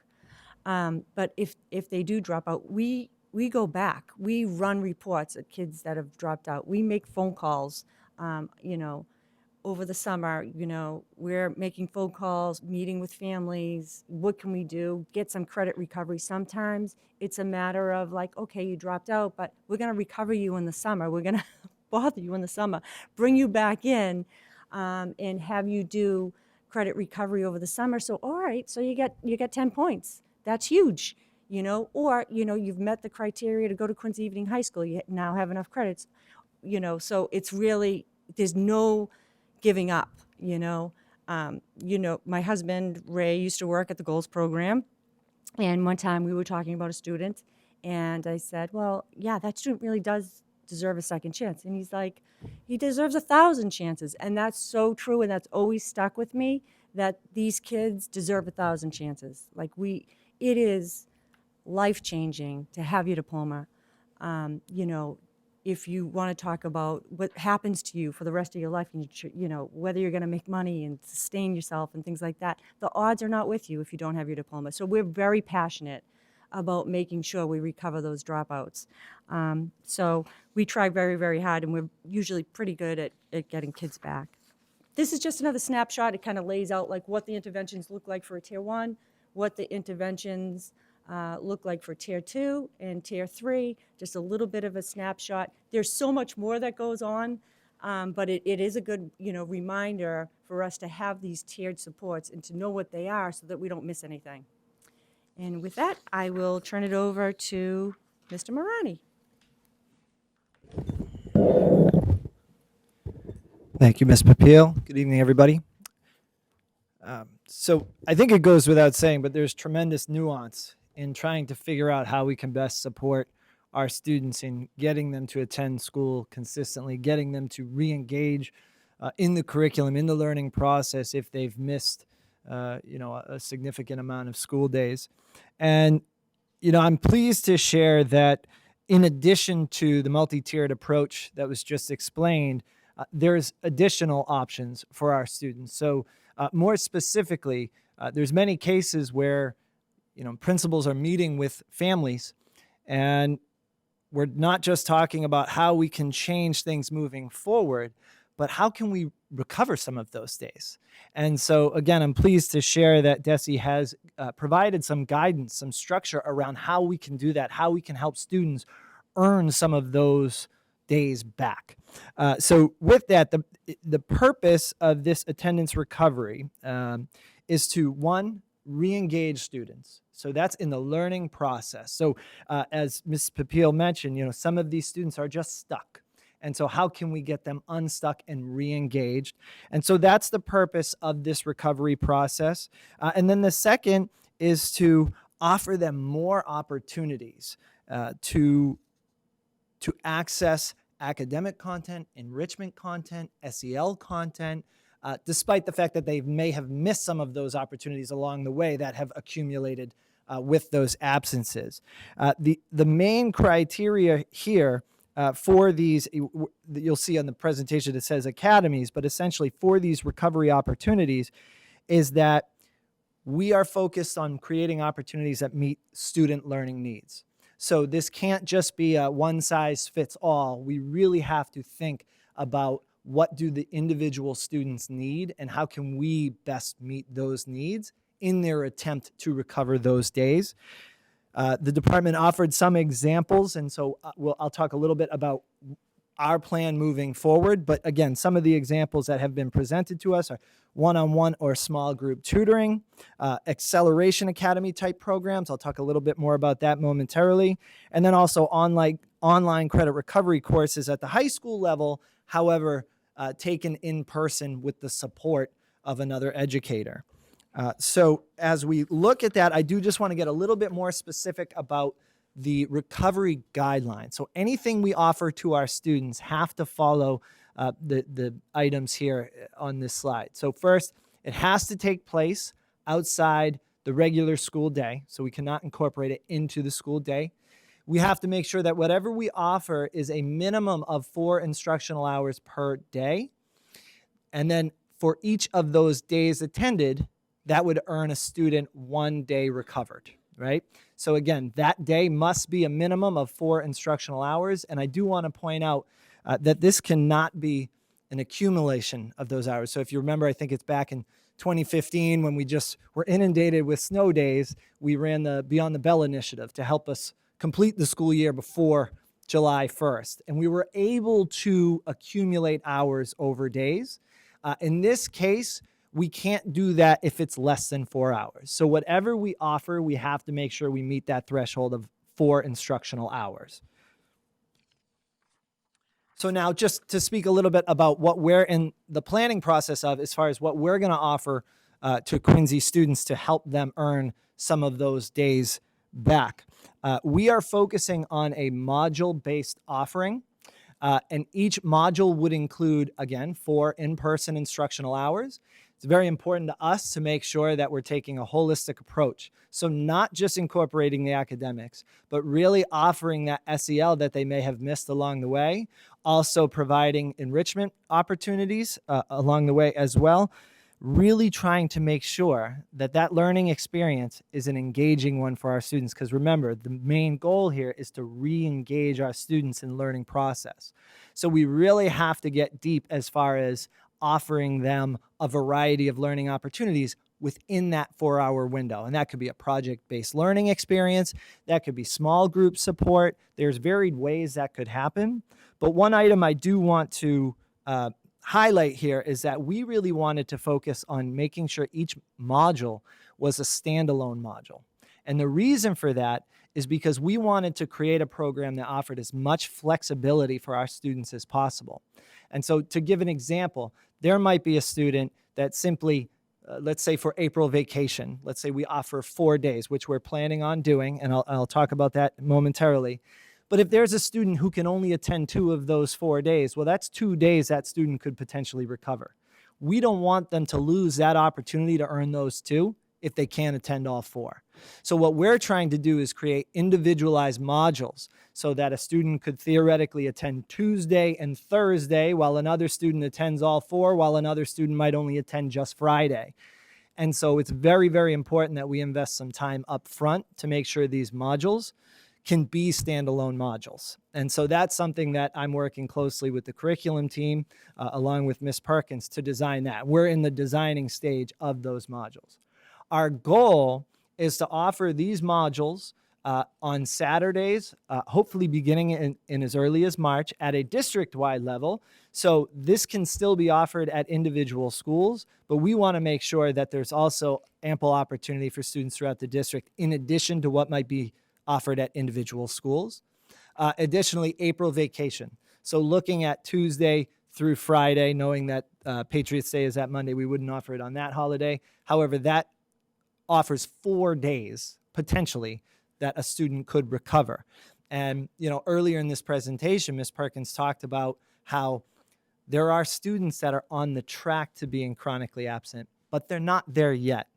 And so this is definitely a great opportunity to help get them a little bit more slack as we move forward throughout the school year. A student who might have missed 13 or 14 days, well, we can bring them down to 10, 11 days. May not seem like a lot, but for that individual student, it can certainly make a difference in the experience. And then finally, I just want to conclude to summarize here. Before I summarize, early release days is another opportunity. So again, we had to look at where in the school year, outside of the school day, is a 4-hour day appropriate for students. And so we looked at also at school levels at half days as a potential opportunity. So an example of this is if a school dismissal on an early release day is 11:55, you could potentially offer a module from 12 o'clock to 4 o'clock. So it brings you to end the day at a reasonable hour. It's not bringing the kid too late into the evening. It's pretty close to, you know, a typical extracurricular end time for that student, and it allows them to earn a day back outside of the school day for the 4 hours meeting that department criteria. So I just want to summarize our recovery efforts and just say that it is very, very important that we focus on offering modules that are standalone modules that can engage students, that can provide them with incentives to participate and encourage them to get back into the learning process. And that, in a nutshell, is what we're doing for chronic absenteeism. Yeah. Okay. Mr. Bergoli? Questions. How many attendance officers do we currently have? I know that we were short at the beginning of the year. We have 3, but one of our attendance officers is on a medical leave. Right. And we are getting some help with residency checks. From to whom? help him.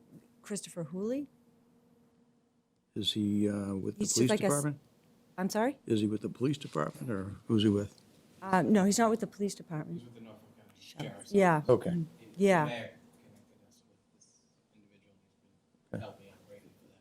Yeah. Because the residency, you know, because their role is a dual role, and so we were able to get some coverage, it's, you know, for that piece. And Do you feel like we have enough attendance officers? I mean, four for this whole system of 1,500 students? There's actually, yeah, so there's actually three, like, know. Mr. Who, oh, I'm sorry.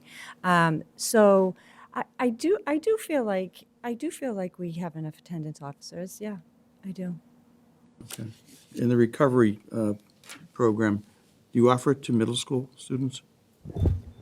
Yeah, so we're actually looking at offering this from elementary, middle, and high school. High school could have an online component as well, still in person, but through our Acellus program, they could access it, again, per DESE guidance. But yes, we would definitely have to tailor it to the levels to make it age level appropriate, but making sure that we offer elementary modules, middle school modules, and high school modules is definitely a priority for us. So it sounds like the high school one is in place. You say you're looking at the other two areas, two levels? We're definitely focusing on building. We're starting a little bit later with elementary and middle school because of the Acellus program at the high school level. However, we're still looking at, trying to make sure that students aren't just earning at the high school level the credits back, but also the days back as well. So that component is new even at the high school level. Okay. Does that answer the question? Sorry if I... Then who pays for the the staff that do the recovery? So we're actually using some of the summer funding that Mr. Mullaney had set aside. So he and I have spoken. so we are going to use some of that for these recovery academies. Okay. And when does it become, and I'm not sure if we do this anymore, but when does it become to the point where a student has missed so much time that they're unable to go to the next level? I mean, realistically, to move a middle school level to high school, and they've missed an inordinate amount of time at the middle school level, and they haven't participated in the recovery. I mean, we're setting them up for failure in ninth grade, I believe. So, I mean, I think that, in those circumstances, we try not to retain, because it just isn't great for the student and it doesn't solve the problem. So I think that that's, probably the biggest issue. Whether we retain or we advance them, there's an issue there, right? That the student is not coming to school. And so I think that what we try to do is to figure out what is that issue. And that's when we typically, for those students, like, a lot of times it's a pass referral, or it could be even an out of district referral, if a student is really, really struggling. So we try really hard to work with that family and figure out what is getting in that student's way, and then putting services in place there that are going to help, hopefully, help with whatever that issue is. So I would say one of the reasons that we opened the middle school pass program, a lot of the students that are in that program are definitely students who are school avoiders. mm-hmm. Okay. Is that just in one school, the pass It's program? at Atlantic, 2 classes at Atlantic, yeah. Okay. Can a kid be referred from, say, Point Webster or Broad Oh, Meadows, yes, yep, and they get moved? yep, they do, all the time. Do. Yeah. Okay. And with our Hispanic and Latinos, I know we have the Celtics involved, but soccer's a worldwide game, and it's their game. Is there any consideration to partner with the New England Revolution? We could certainly look into that, yeah, definitely, yeah. Okay, thank you.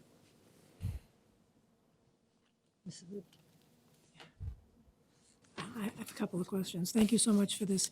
Very, very disturbing numbers, though. I know that, 1 in 4 in the state is horrible, but when we think of our kids, and it's so disturbing to see the loss.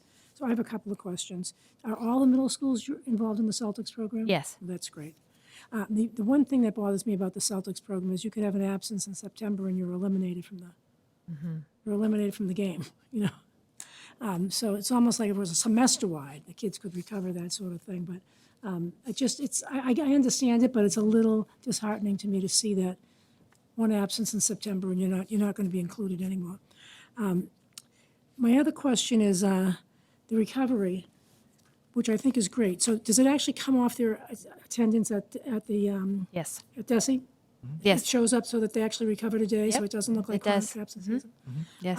And Mike, are you guys in the curriculum team working with our teachers on these modules? Because I can't think of Yes. anybody better Absolutely. to Yep. actually come up with things, especially as something standalone, Yes. especially for different subject matters too. Of course. Yep. So I'm They're glad they're to- creating them. They're Yes. creating that. That's really great. I'm a little dismayed by the look of that attendance letter. I know you have to talk about the law, but it looks so like a form letter to me. It just looked like the person who was writing it knew anything about the kid they were writing the letter to. And hopefully there's some reaching out before that letter goes out, and there's some more. I saw that you had, I forget what the word was, but somebody involved and a nice person. That the Yeah, family we would try think that is nice. first. I forget Yeah. the word you used, but Yeah. that there's somebody else doing it, because that letter is really Intimidating. Yeah. very intimidating. It would turn me off. It would really turn me off a great deal. So that was my other question. I have one more. I'm glad that the teachers are participating. I think that's really, really important. I can't think of my other question, so I'll wait until the other people come around. Mrs. Hubley? Thank you. So I have heard from Secretary Tutwiler on the radio, so I know that this is a statewide. Yes. I've heard his plea out there. Yeah. So no, this isn't just QPS, but with the Hispanic Latino chronic absenteeism high, do we have reasons that we know, like why? Have we reached out to ask why specifically this population is having? Yeah, I think there's a lot of different reasons. I mean, I know from what I've heard, and Maura's been with me when we've met with the high schools. In particular, I'd say it's an issue at the high school level.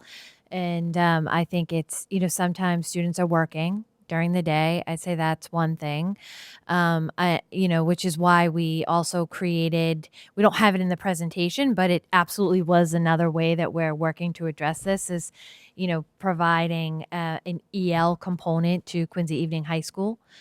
So we had, I think, 12 students maybe that we were able and that are going and that are doing Quincy Evening High School. So, every little bit helps when you can help a student, And so that's a great thing. So some of them I think are working during the day. Sometimes I think students come at an older age, and like Maura said, they're not engaged.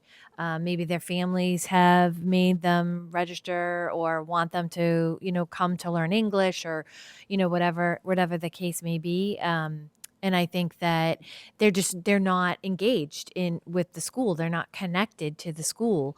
And so, trying to figure out ways to have them connect with an adult. So we're working, with both high schools. I would say in that particular subgroup, in particular Quincy High School, with how can we create maybe different pathways, different opportunities. One thing I would say that we've heard from the school is the shops, the CVTE programs. There's so many of our kids, especially our EL students, who would love to do a shop. But, sometimes the English piece, can kind of get into the way. I mean, some of those things it's a safety issue, and so figuring out ways, whether that's like, do we provide a family liaison kind of person or translator in the shops, looking at, alternative pathways, just being creative in how we're addressing student needs to try to provide opportunities that are, like I think Mike said and Maura said, that are going to capture them, right? You need that hook. How are we going to hook them to get them back in the door or to get them in school? And so it's just being very creative and, looking, every student is different. Every student has different reasons, but I would say those are the big things that we've heard. And on the other side of that, though, encouraging so many incentives to come to school. Are we hearing from our school nurses that there's any problems with having to now send kids home because they are coming to school sick? That's a really good question. And, it's actually, I was talking to Andrea Hewer about this, the coordinator for nurses, and she actually said, we should be telling parents if they are, questioning whether or not, send them to school and the nurse will assess them. If you are concerned, like, maybe they're just not feeling good. It's now becoming a pattern. Send them to school and the nurse will assess them. Let the nurse help you. Because sometimes, if it's the standard things, right? If your child has a fever, if your child is throwing up, your child's been diagnosed with the flu or COVID, yeah, definitely please keep them home. But if, the child is like every day has a headache before school or has a stomach ache or, those kinds of things that you might be saying like, I don't know if they're really sick or if they are now just kind of gotten into a pattern where they're having a hard time breaking. Let the nurse help you and let the nurse help you assess whether or not that is an illness that needs to be followed up on or that just needs a little TLC and we can help them get through the day. Okay. And lastly, I love the recovery. I think that's fabulous, the plan. I love the Saturdays. I love the April vacation possibility. That's great. The early release days, being 12 to 4, how does that work with that time overlapping with our teachers' PD time? So we would have to avoid those days. So there's not PD every single week, especially it would be more challenging at the middle school and high school. It would be challenging to do on a half day, but at the elementary school, you could avoid those days. You could avoid the PD days. Okay. All right. Thank you so much. Mr. Guttrow. There you go. Very good. Thank Yep. you. Thank you so much for this presentation. I've got a lot of questions, but I'm going to be very efficient and get through them. At the school improvement plan discussions, I brought this up. I looked at chronic absenteeism and I saw the numbers, like Mrs. Lebo said, are off the charts. Not just here, everywhere, but off the charts. And it really concerns me. I think it was Woody Allen that said 90% of success is just showing up. And we need to convey that to our kids, that 90% of success is just showing up. And so I had a bunch of quick questions. I'll rattle them off and you can figure out who answers. So in the third slide, it says 1 in 4 in Massachusetts students miss 18 days or more. But then in our slide, it didn't have the same number. It broke it down by 9 through 12 and K through 8. So I was looking for apples to apples. So what is are we 1 in 5? Are they, how many students? We have 10,000 students. How many students do we have that are chronically absent? I would have to double check on what the number was last year. I could get back to 2,000? you. I mean, I can tell you right now that the trending, the data from today, but again, I would say this with a grain of salt because not all of those students are going to end up being chronically absent. It's the point we're at in the year. But well, let's do last year. So right now it's about 1,500, 1,500. Yeah. I don't know, but again, not all of those students will end up being chronically absent. Last year, how so many were chronically absent? I don't have the actual number. 14.9, or is that, that's 23, 24. Because it was only, and not to say only, but it was 2% improvement, pretty much, right? Yeah. Across the board. So 1,800, 1,500, what were we at in terms of students that were chronically absent? I can get that to you. I'm not. Is it, 10,000 kids. About 3,000 high school students. That were chronically absent, If there's 3,000 high school students, period. period, yeah. What was the If percentage? 26%, yeah. 26% of that is. What? 26% of 3,000? 26% of 3,000, so it's 26% of 3,000, and then there's about, 300, 6, 7. and it's grades 1 through 8. 1 not- through 8, Not yeah. K, so Right. there's probably, 750. there's 1,000 K1 students, so that leaves you with 6,000 grades 1 through 8 students, and about 15% of those students were chronically absent. 6,050, that's another 900 or something like that, right? So 900 and 750, 1,650, basically, were chronically absent. So it says district-wide goal, basically. Is it 18 different templates? I mean, I know that you walked us through Montclair and a few others in terms of what they're doing. Are we designing a district-wide template for schools to populate to do outreach? Or is it basically it's up to every school? I mean, I know schools are doing a lot and they're doing it individually, and you shared with us a couple of the success stories, which is great, but what are we doing differently designing that they're gonna incorporate into the mix that's gonna change it? Yeah, so we've asked every single school to take on, either whether it's their SS team or their attendance team, they're monitoring. Every single school, the expectation is that every single school has a school-wide program, a school-wide That's not new, though, positive. right? Is that new? I would say we had it before, but this year has definitely brought it back. I don't think that schools were really pushing, they couldn't the past 3 years. So I would say this year, yes, it's new that they are taking on school-wide attendance initiatives again. Lots of them did it 3 years ago, but haven't done it in a while. So that I would say is a new thing. Also, having biweekly, I think most schools are biweekly meetings of their attendance team where they're running the reports. The reports on Aspen are sent to the principals every week. Dan Pacho has them automatically sent to principals, I think, on Thursdays. So they get the chronic absenteeism report right in their inbox. They meet with their teams, and then they're tracking the data using the Google tracking form. That's every single school. So what they do for incentives may vary, but the expectation is the same, that they're taking on a school-wide initiative. We know what they're doing for interventions. We work with them on those interventions with the attendance officers. We have an attendance officer tracking sheet. We have the tracking sheet that we shared with you. We can see all of these things. And then, like I said, those are kind of the standard things that we expect. We expect you to have it be a school-wide initiative. We expect you to monitor the attendance. I would say at the very least every other week. And we expect you to be documenting what's happening with these students. Is there, and I know the principals meet routinely, whether it's elementary or middle or high school. If you took the 11 elementary schools and you ranked them, who's got the best. And so is there time set aside for discussion that says, hey, we've really had significant improvement because this is the model that we've employed. Is that happening? We actually just had a conversation very much like that on, I can't think it was last week. Was it, or the beginning of this week? No, it was last week, I think. Yeah, my weeks are running together, but we literally just had that conversation where the principals shared and talked about, some principals said, I'm struggling with this. Yeah. Like, does anyone have any suggestions for this? We literally just had that conversation in a principal meeting.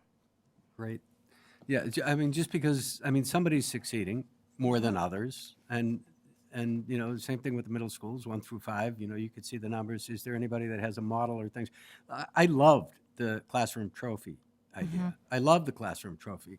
So to Mrs. Lebo, you have one absence as an individual kid, and you feel like, oh, well, I'll never get the perfect attendance. Attendance is not important, forget it. But when you're a classroom, you can compete every month to be that classroom.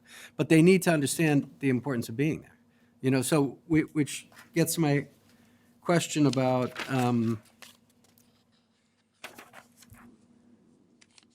is there anything that we do the first week of school, district-wide, where we say, let me walk you through the power of being present, the pros and the cons of absenteeism, and the 90% of success is just showing up, and let them know that when you're absent, for the students that are absent, they're more likely to do X, they're more likely to do Y, they're more likely to do Z.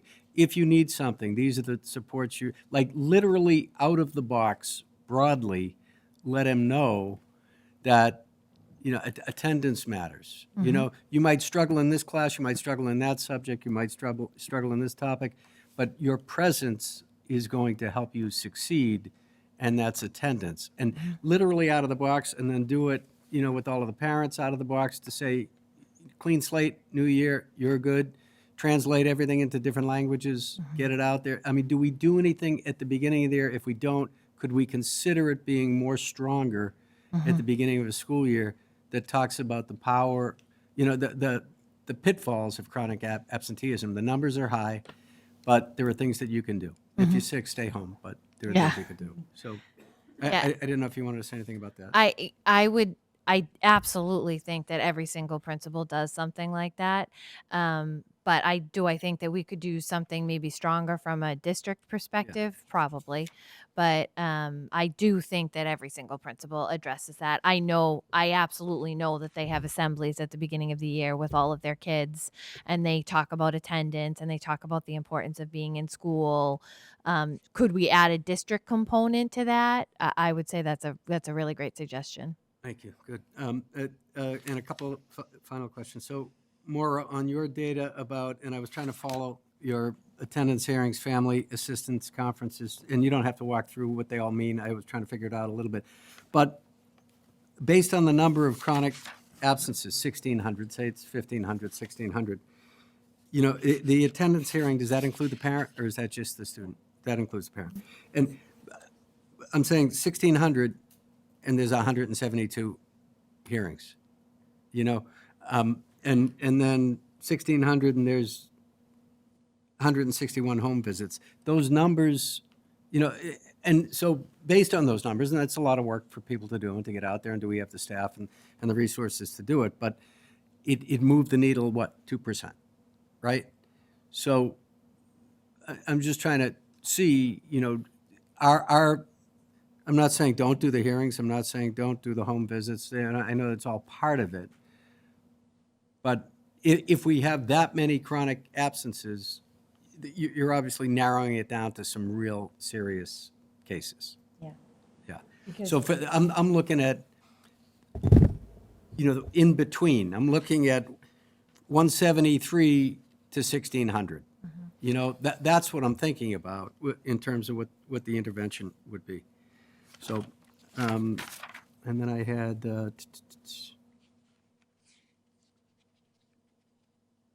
and then I had another question on the Tier 2 interventions that say rally support, create a check-in plan at school, that one, identify barriers, change course schedules. I assume we do these every year anyway. This is not new, right? Or is all this new? Go ahead. No, they're not necessarily new, but, they're important, and I think No, absolutely. they're really helpful. I just didn't know They're if we, true and tried. if kind they of were new or interventions. not new. Because is it something that we do every year? Or is there something here that's different?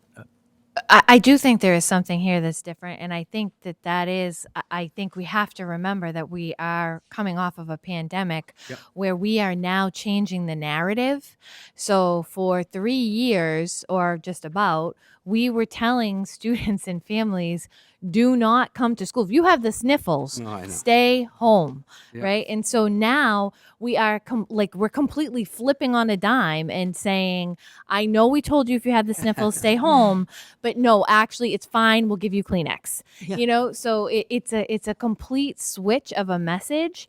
And so, yes, did we do all these things? We got our numbers. Our numbers were so great before the pandemic hit for chronic absenteeism because we did all of these things. And so then it all blew up and we stopped. And we were telling people, do not come to school. In fact, people were staying home 20, 30 days at a time, in the beginning when they first had COVID. And so then, last year we kind of started to rebuild and repair. It became a little bit of a focus again. But this year we're all in it now.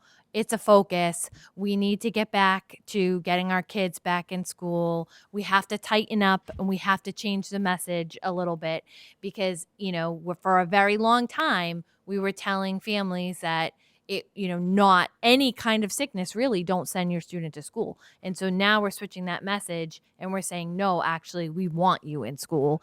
And I think that is a hard shift. And so I think we started that work last year.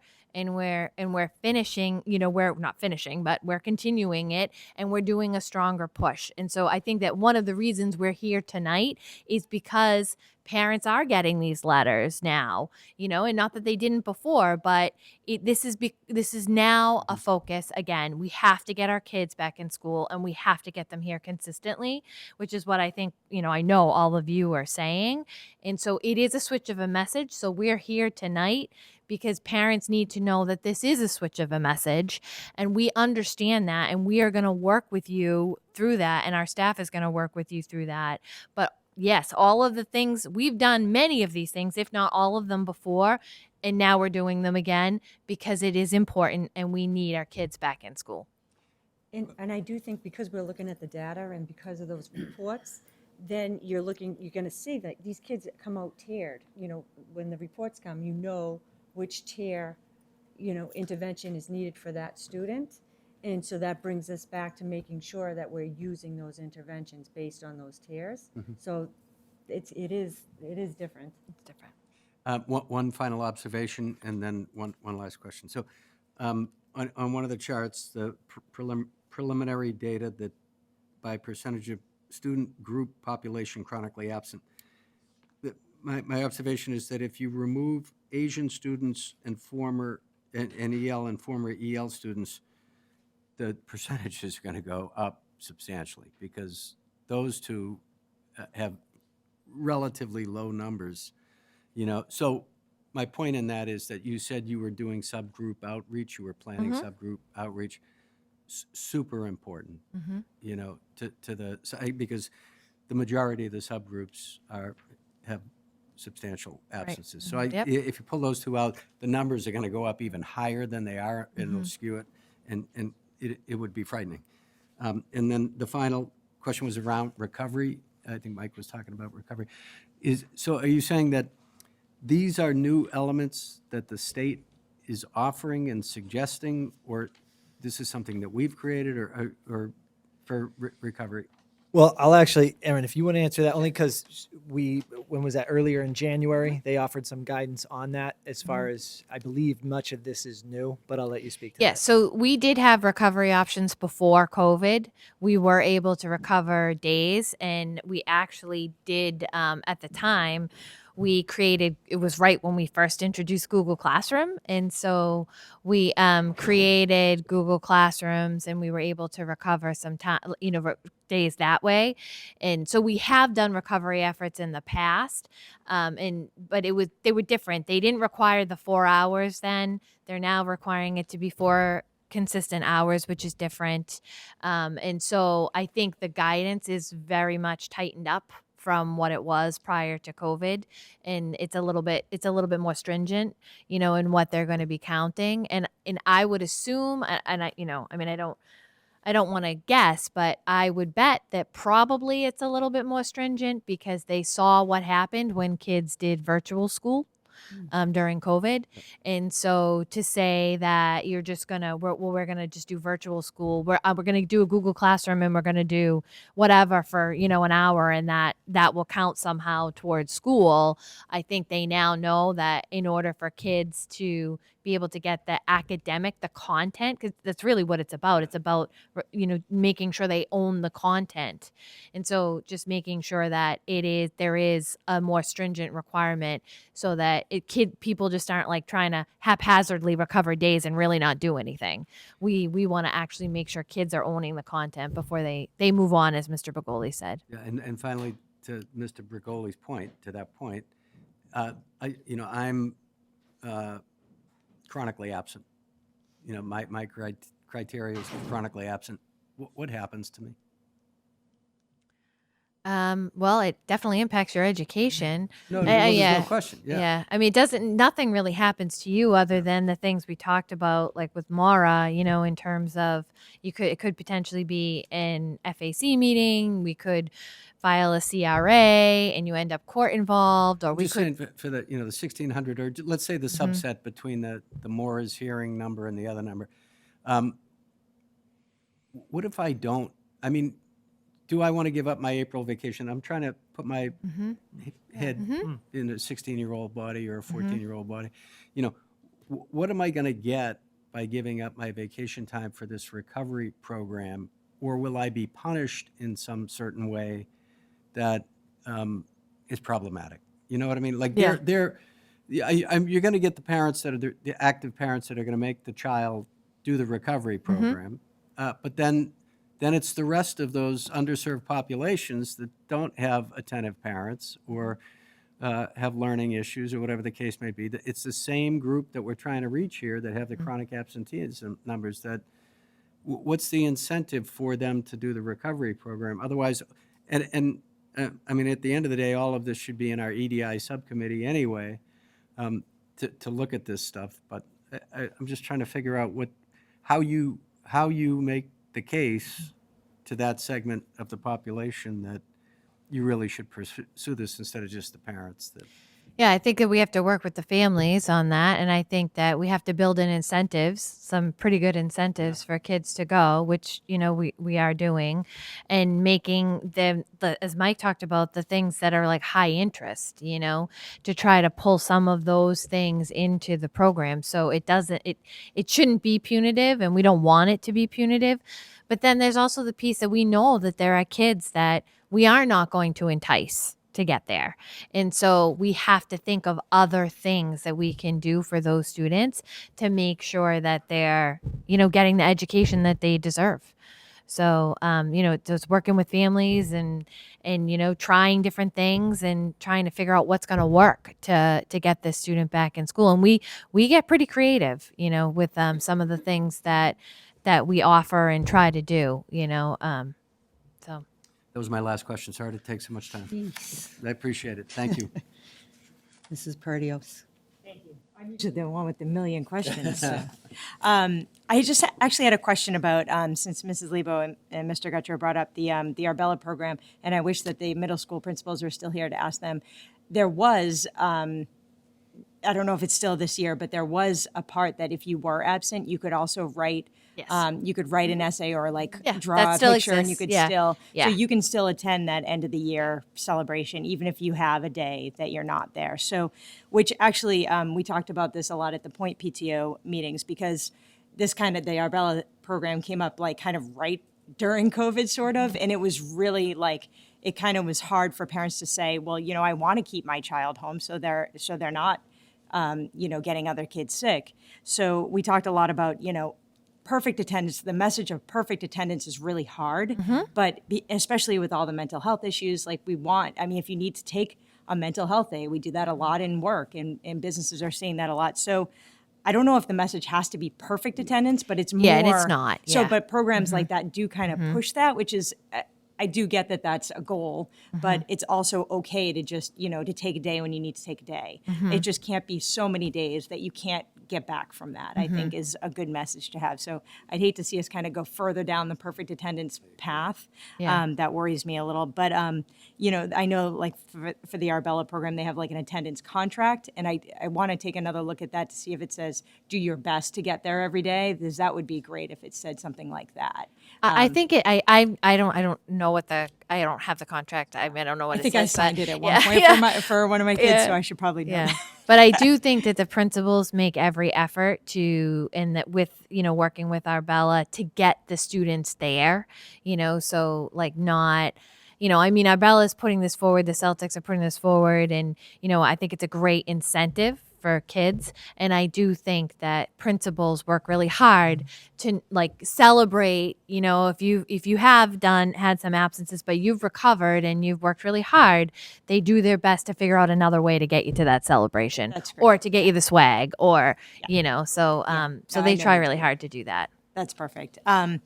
So is this a problem at every school in Quincy, or are there some schools that we have that aren't in the danger zone area, and we're asking every school to focus on it, but are there some that really don't have to focus on it?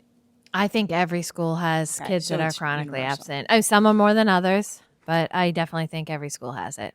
Okay. And are the principals aware of that? Mm-hmm. They, Oh, yes. They kind of have a ranking of. Oh, they do. They know every single kid. They know what's happening with that kid. It sometimes it's, it's unfortunate, but sometimes it could be the student broke their leg. It could be really simple things, and they were in traction and were unable to come to school for a month. All of that counts.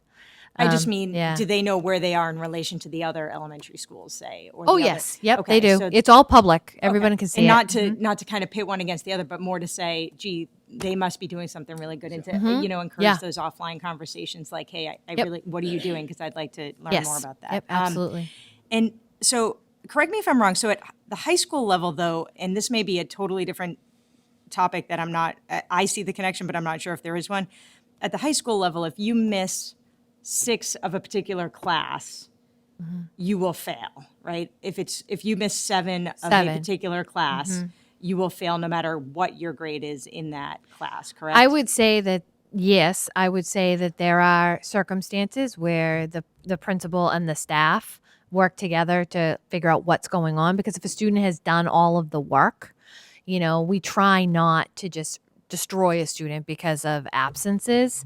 So I would say that they do take that case by case. And so, for instance, if a student had a hospitalization or whatever the case may be, I think that they do try to work when they can. There are some instances where it's not possible and the student has done no work and has missed 15 days, and they're going to fail.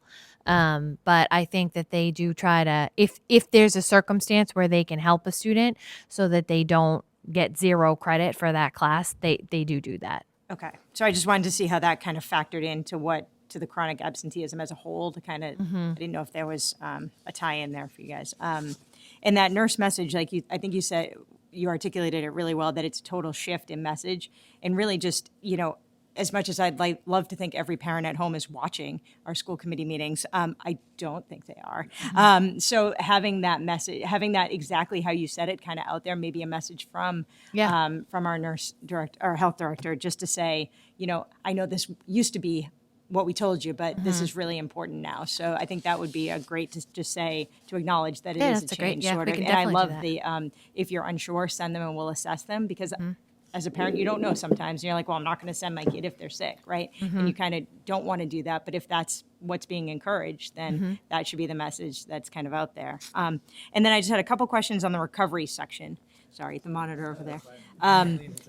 So I think this is great, but I do have a lot of questions. So you want to recover what they missed. So if you're doing kind of a catch-all of like, okay, so first graders, here's your standalone content module. How do you know what that first grader missed? Or are they just going to go in for 4 hours and learn something that they already know? Do you know what I'm saying? How do you do that? So I think the answer there is in the differentiation of the instruction. So as far as meeting needs of students, but also looking at when we build those modules, we're really focusing in on those prerequisite standards that students would need, absolutely crucial standards that they would need to be successful as they move on to the next year. So we're spending a lot of our efforts as far as working with teachers to really target those standards, regardless of the specific day that a child might have missed previously, and saying, okay, if there's, a few standards that at a minimum they can walk out of one school year with and bring with them to the next, what are those? And that's really guiding our design and development of those modules. Okay.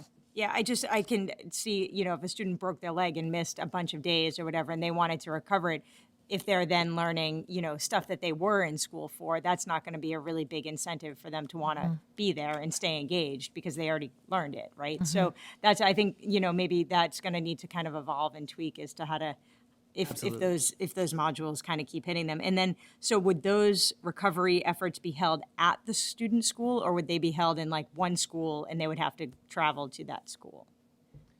So we're trying to offer both situations in that case. So in other words, we're trying to work with schools to offer individualized school modules for recovery, but also making sure that we as a district are offering additional.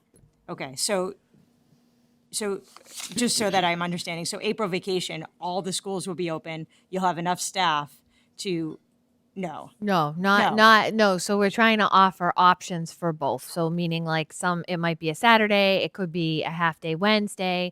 District wide, it would be the April vacation, but that'll be like, we'll have a few programs running. That wouldn't be like every single school wouldn't be able to do that. Right. I was just thinking the amount of staff you'd need just to open the building on a Saturday or a vacation week. That's that's a lot. Yeah. But having those students have to travel to a different location might be troublesome too, if Yeah. they're already having trouble getting there. So I think some concerns there a little bit. And then I'm a little concerned about taking funding from the summer program because I know how successful that was last year.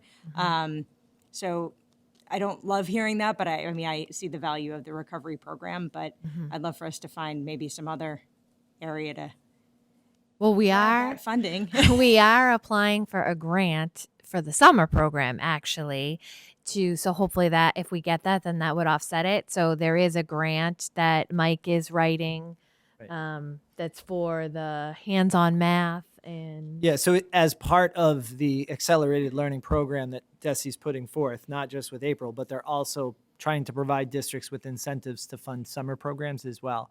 And so right now, what Ms. Perkins is speaking to is we're in the process of writing the grant to help supplement our summer programming in addition to what we're doing during the school year. Gotcha. I love how there's so many grants available now for things we already do. I know, right? And my last question, I promise. Again, for the modules, the standalone modules, content, how would you handle high school where they would have different subjects, right? So how would you be able to handle that where you don't know what classes that student took? So how would you know what to put in that standalone content to hit all of the classes that they missed to count for that? So that's the benefit there at the high school level is we do have the Acellus platform. So it's really about giving them a space in school with guided support from educators as they take on the Acellus program, which does then allow them to access particular subject areas. Okay. Gotcha. Okay. Thank you. I appreciate that. That's it. Okay, thank you. I think they made me vice chair, so I wouldn't be able to say anything at the end. I will say, though, I don't envy you. I think you're doing amazing work, and I know you think it's important, and you've always been putting your efforts into making sure the kids are here. My only thing would be that, it's super complicated, it's layered, it's cultural, it's family issues and mental health issues.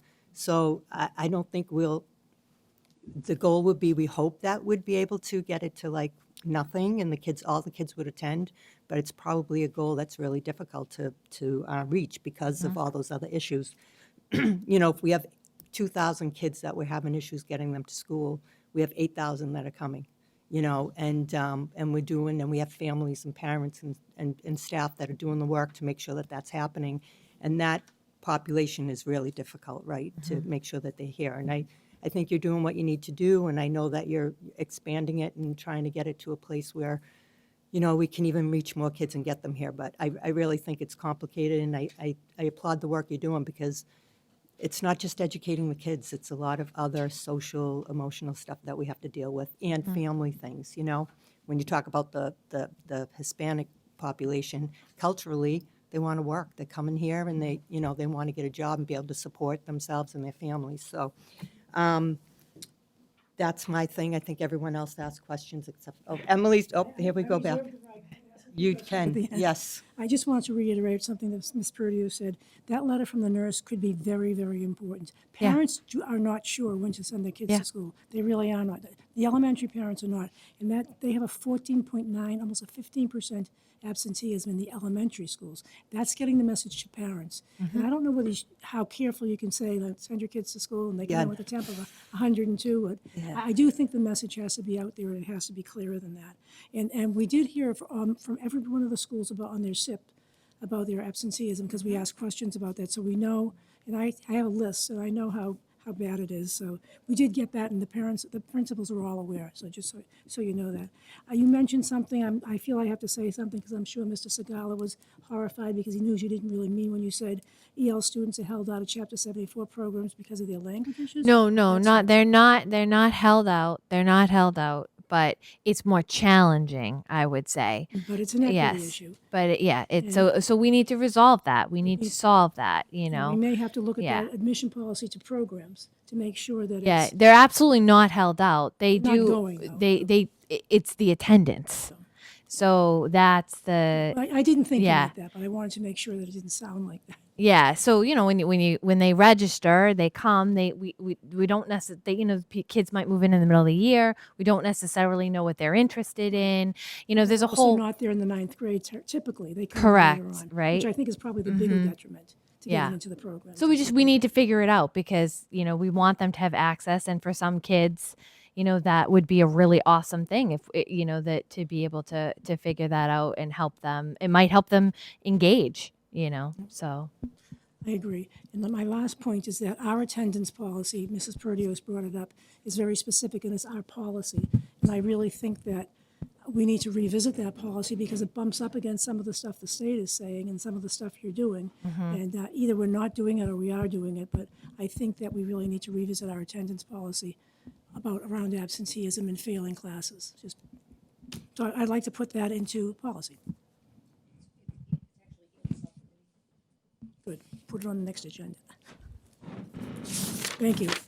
I will say, I think that comparing the different schools is difficult to do too, because every school has a different population of families, and I think that's a difficult thing to be able to measure against each other, And one question I did have is, do we see that families have, if there's siblings, would we see a whole family not attending?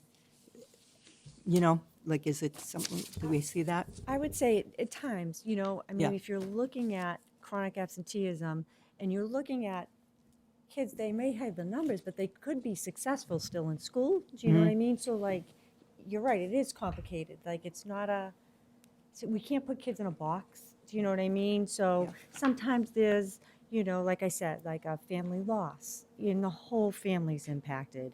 There's all kinds of different things. Sometimes parents haven't graduated high school. I mean, it's very few, you know what I mean? But, that does happen, and sometimes that has an impact. But I just think that people are really trying to do their best, and it's our obligation to try to meet them where they're at so that it's like a growth mindset. People are saying, you're not going to have perfect attendance, but where are you and how can we get you here? And when we do that, that's when we really engage families, and that's when they connect and they come back. So Okay, that's how we try to look at it. thank you. Amy, So I wanted to it should be express. on. Okay, speak loud. Uh, There you go. okay. I wanted to express how students feel about school. I think the institution as a whole, it is hated. I won't. People, it's sort of a culture where, you're coming to a place and then you're tested and you're stressed. And I'd say I do have a lot of privilege, and that chronic absenteeism hasn't affected me personally, but I think even for me, a lot of the times, coming to school is it's not something I look forward to. But and then especially with chronic absenteeism, and I think students as a whole at the school, they experience this sort of growing mountain, especially the mountain. I think you touched on it and you acknowledged it, which I appreciate a lot. Especially procrastination. I do have a procrastination tendency, and just thinking about it, the mountain just keeps growing with this absenteeism. So then you're just drowning almost. And then I think my brother, he also really doesn't like school. He's in elementary school, and I think a part of it is you're coming back after a COVID year. You've done remote learning, and remote learning is arguably way more fun for the student, right? You're at home. Maybe you're not with your friends, which is the one downside, but it's easier. And then you're coming back, especially he's in 5th grade, so he really never had real years of school, right?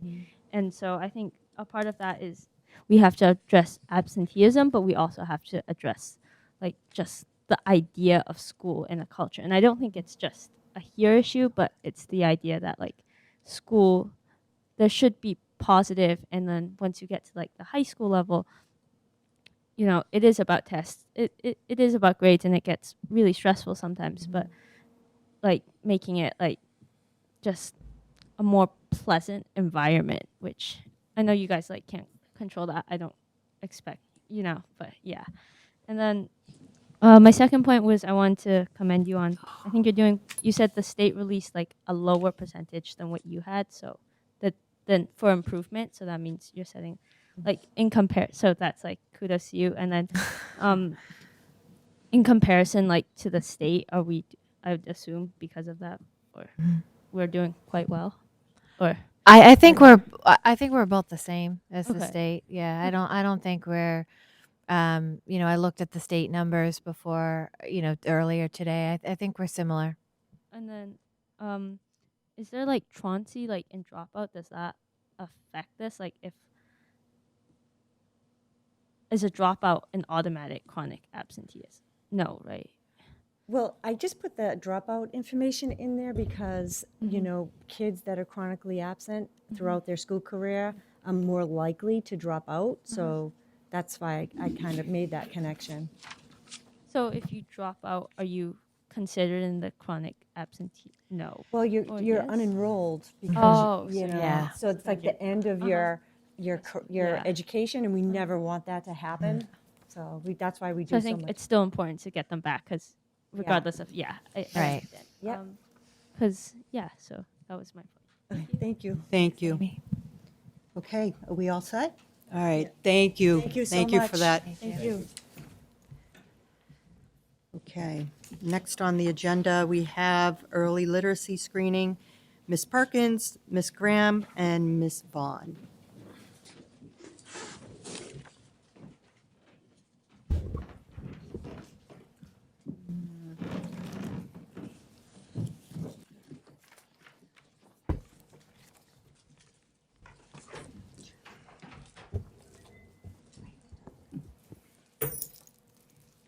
All right, I know- Welcome. Thank you so much for having us this evening. I know you've been sitting a long time, so So have well, you. I know, thank you. We'll get to our content as quickly and as efficiently as possible. So thank you again for having us here this evening. We've been talking the last couple of years about the new regulations that came out with early literacy screening. So we wanted to take this opportunity now that we are in our first year of completely administering this to all students, grades K through 3. Wanted to kind of give you an overview of an amendment to the regulations and what we are doing here in Quincy to support our students in grades K through 3. So back in January of 2019, there was an amendment to Chapter 71 of the Massachusetts General Law that added the following provision. The Department of Elementary and Secondary Education, in consultation with the Department of Early Education and Care, shall, subject to appropriation, issue guidelines to assist districts in developing screening procedures and protocols for students that demonstrate one or more potential indicators of a neurological learning disability, including but not limited to dyslexia. And what this guideline did was serve really 3 important purposes.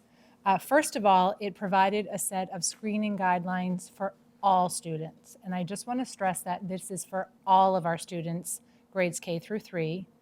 It provided a framework of interventions for students at risk. And this is universal framework that is used across all of our elementary schools in the whole entire district. And then thirdly, it provided comprehensive resources of evidence-based practices aimed to all educators to support students that are potentially at risk.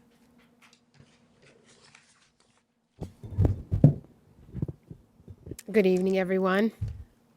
So in September of 2022, there was an amendment to the original special education regulation that you just heard Ms. Graham talk about. And it added on an early literacy screening requirement.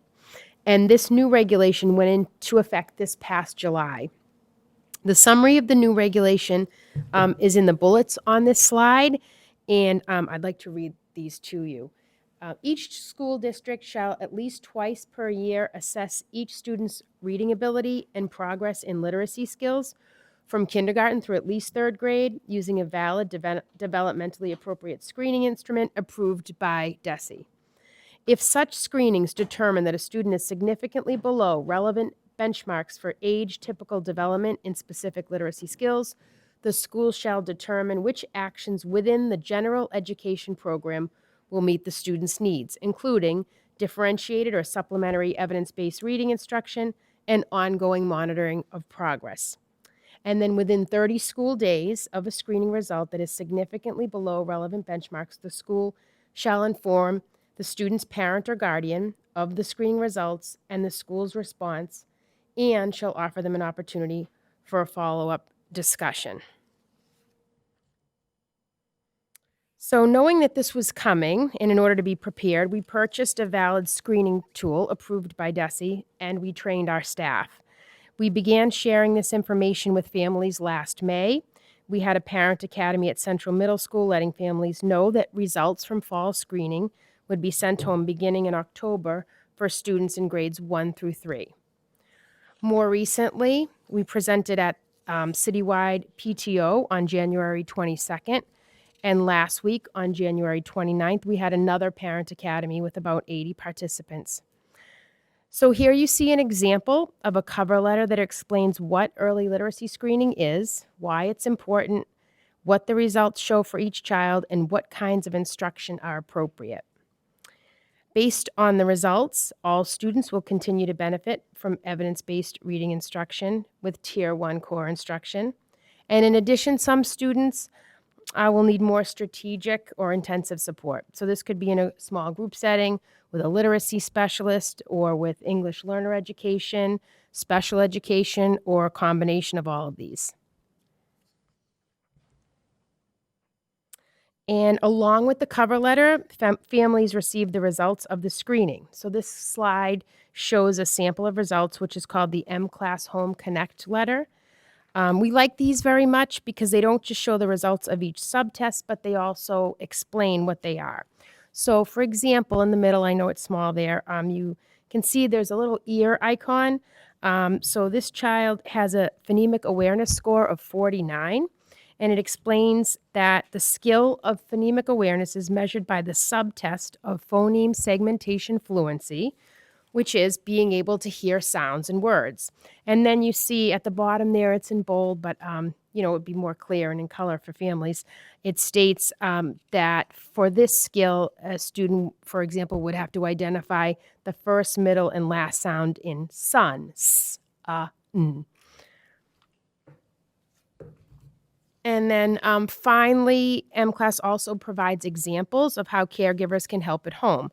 So these suggestions are customized specifically for that child. So the examples there show a household message board. So if a family can create a message board and leave written notes for their child, a puppet narrator. So after reading a story, they could use a puppet or a favorite stuffed animal or a rabbit with their hand to retell the events of a story. Another one is to create a Go Fish game using matching pairs of words from words that their children were learning in school. Another example is shopping for sound. So as you shop, you have your child separate sounds of words or blend them back together. And again, those activities are suggestions that are specific to what that child would need at that time. And then, so here you see a slide of why the screening is so important and why it needs to be universal for everyone. So it's going to prevent reading difficulties earlier. We are able to collect the data and use it to inform instruction and intervention. QPS chose the M-Class with DIBELS 8, which met all of DESE's required criteria. We've always used DIBELS, and the M-Class just made this easier since the scoring is now on a computer and results are instant. Many other screeners did not meet DESE's requirement and weren't approved, so we were fortunate that we have this one.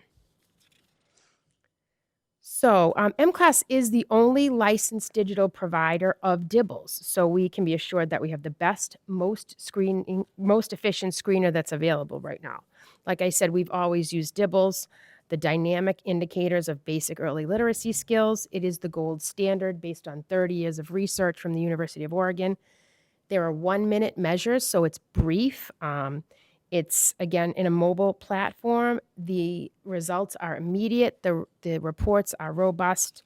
And as I mentioned before, there are lessons and activities, not just suggestions for families, but also lessons that teachers can use right away that are customized for their students. Students are grouped based on the skills that they, they may be in like a decoding group, they put them into different groups, and there are lessons specific for those students. And so the 1 minute measures, the slide here goes a little bit deeper into what those are. So you see the measure on the left, and that's the names of all the different subtests. In the box there is the skill that those subtests measure. So alphabetic knowledge, phonemic awareness, alphabetic principle and decoding, word recognition, oral reading fluency and accuracy, and reading comprehension. The check marks show which skills are measured at each grade level, and at the bottom you can see the amount of time that it takes for each.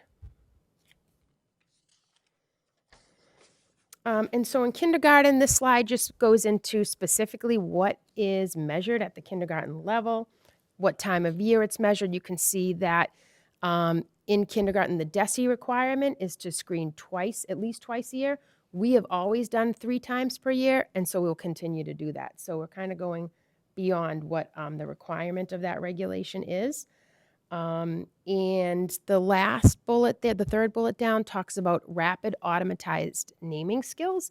That is that's a predictor of potential, an indicator for dyslexia. So, it says there you can use objects or letters or number naming, and we do both. So we added on another quick measure with numbers in case a student doesn't know their letters just yet. We're not looking for that in this particular subtest. We're looking for if they are able to rapidly name the things that they already know. So that's what that does. In first grade, you'll see now layered on are more subtests. However, in M-Class, there are gating rules. So we're not adding more assessment here. If they already have some of these skills, they don't need to be measured in them anymore. So, it will start the student off right with what they need and open up another subtest if they're ready, for example, with oral reading fluency, which is like reading a whole passage. If a first grader is ready for that, that test will then open up for them. And finally, in second and third grade, we continue to do oral reading fluency and MAISE, which is a comprehension assessment. But we still continue to look for decoding of nonsense words because we want to make sure that we're capturing students that aren't just, and some students are really good at memorizing how words look, but they may still, we have to uncover whether or not they're able to decode those words. Okay. And so I know we've spoken about this many times, but we have an assessment cycle in Quincy Public Schools. It happens at the beginning of the year, the middle of the year, and then again at the end of the year. So we have what we call ILT meetings, which are integrated learning team meetings that meet together and talk about student results at those 3 different times a year. And then in between, we progress monitor, and we do what we call mini ILTs, where we meet, we talk about progress, we make adjustments to any of the students' interventions or things like that at those different meetings. So during those data meetings, some of the things that happen are the students are assigned to the appropriate level of intervention. So everybody in Quincy Public Schools has access to Tier 1 instruction. And, we keep that time as sacred, and so the students are not removed from that instruction. And then for those students who demonstrate some risk, we will identify focus areas for those students and then arrange student groups in terms of Tier 3 or Tier 2 interventions, depending on what the students need. And so then, as I mentioned, the Tier 1 instruction is for all students. So it's really important. And I think that Bridget and her team have done a phenomenal job with selecting CKLA. It's very important that all students have access to high quality reading instruction. That includes a phonics and a comprehension component to that instruction. And I think CKLA does a really nice job of that with the skills component and the knowledge component to that program. So the tier 1, resources that we have, Bridget has talked about, some of them, but the CKLA program. We also use Haggerty Phonemic Awareness. It's a supplemental program. It can be done in 10 minutes. The teachers love it. The kids love it. It doesn't require any writing at all. It's all phonemic awareness, so it's all sounds. Lively Letters is another supplemental program that's a phonics program that typically is used in pre-kindergarten and kindergarten. And then Handwriting Without Tears is also another supplemental program that we used up until about second grade. And so the nice thing about CKLA is that it does connect to the M class. And so you can see here, based on how a student scores, it will tell the teacher exactly what to do with that student, and it will actually give them lessons and materials to do as part of the assessment, as a result of the assessment. And then just in terms of tier 3 interventions or tier 2 interventions, we are very fortunate in Quincy. We have access to a lot of interventions thanks to your support over the years. We have a lot of staff trained in Orton Gillingham, which is an amazing program, and something that we feel very strongly about is definitely needed in our schools. Read Naturally is another program that works on fluency. We've used that for years. The Amplify M class has a toolkit that has lessons and different suggestions for teachers. There's Lexia Core 5, which is based on Orton Gillingham that kids can do at home or in school.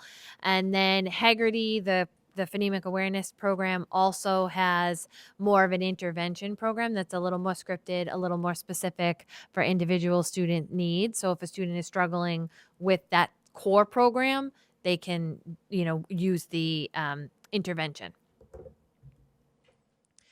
And so just some other considerations, when we're looking at our students that we're working with and decisions that we're making in terms of what are we doing for tier 2 or tier 3, or, at what point are we referring them for special education, things like that. We do need to consider if the student has had a disrupted education. Is the student an English language learner? Are the difficulties that we're seeing, are they present in both native language and English? Did the student experience any delays in developmental milestones? Things like speech delays, things like that can definitely be an indicator, although not always, but sometimes, of a student that might have future reading struggles. Have structured reading instruction and intervention been provided? How's the student responding to those things? Are they making the progress that we would like to see? And has the student previously been identified as requiring special education services? So those are all things that the team will talk about when they're looking at making recommendations for our services. And here's just a list of resources that we have for families that are on our website and that we've shared with families in the past. And then just to end, just a quote by David Kilpatrick, who is kind of a guru in reading instruction, that efforts to help weaker readers have been geared toward teaching them how to jump more efficiently over the hurdles.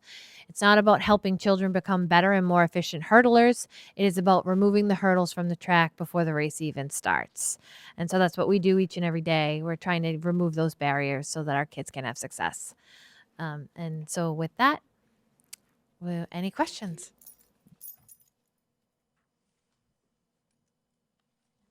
Out of our literacy program. I think you guys have been doing an incredible job, and this just sort of expands it and gets to some of the dyslexia that's out there also, and it also gives us some more supports around it. And I love the CKLA, so I hope when the governor announces or doesn't announce a required curriculum, she considers that as one of them. I thank you very much for this, though. It's a ton of work. Thank you. Same. Thank you for putting all the time into this to tell us. So we always use DIBELS, but we didn't use DIBELS up to grade 3, did we? Yeah, we do DIBELS in grade 3. Okay, so it was it did go up to that. Okay. Yep. All right. So it's not an additional test. It's just kind of replaced the DIBELS test. Yes, so it's not no, it's The M pretty much the same thing. There's just some more subtests. Okay. And we had in the past we would use Dibbles in grades 4 and 5 too if we needed to, but not for every student. Okay, Just so some it's not an students. additional, it just replaced just the Dibbles test, basically. Correct. that would- Yep. Okay, and so are any of the grades doing the M-Class and the ELA MAP test? Yes, grade 3 and grade 2 actually. So why would the ELA MAP test not be sufficient for those two grades? Why would they need both? Or how do they differ? So the MAP test does do some like foundational skills, but not a lot. And it's a different purpose. So we have to by law administer this screener in order to screen students for potential risk for dyslexia. So the MAP does not do that. The MAP would not qualify as one of those assessments. And this really breaks it down into like, very specific skills that students need or students should have mastered in order to read. It could be like substituting letters in a word or being able to identify initial sounds or rhyming or, there's a whole bunch of reading nonsense words. The MAP doesn't do any of those things. Okay, that's great. And- I think it's helpful for, oh, I'm sorry, go ahead. Sorry. Also, this gives the teacher an opportunity to hear their student read. So the MAP is just a computer-based test, which is, pretty different. This is really important for the teacher to actually know and score it in a certain way, which, you don't get those opportunities all that much to have that one-on-one time. So it's really important. That's great. And I really, I'm glad for the explanation because again, kind of what we talked about at our last meeting, there's a lot of testing and these are younger kids. And I think that it's really important that parents know why we have both, right? And what the goal of both is and why we can't just use one or the other. So I think that's great that you explained it. Thank you. And then how do we, just one last question, how do we assess whether the difficulties are present in both the native language and in English? Do we have to consult with, one of our family liaisons for that? Or how do we know that it's present in their native language as well? So there's multiple ways we do that. One is central registration is really great. They have a kind of a, I guess I would call it like a social assessment that they fill out with families. And that's one of the questions that they asked. Has your child had any learning struggles in their native language? And so sometimes we'll get information from that. The family will report, oh yeah, they struggled in this way, learning to read or write or whatever the case may be. But then in addition, if we need to, we can give an assessment in a native language with a translator. So sometimes we will do that if we're very concerned. A lot of times parents will tell you that, like that. They'll tell central registration or they'll tell the school that they struggled in their home country too. Okay, thank you. All set? Okay. Anyone else? That's great. Okay, thank you. Thank you so. Oh, Amy, do you have a question? Are there options to retake the test if you have like one bad day? Or You had a bad day. Yeah. So the Dibbles is the M-Class is a screening tool. So it's like taking a temperature. It's not really like a test that, it's really just so that teachers can see what they've done and where they need to go next with a student.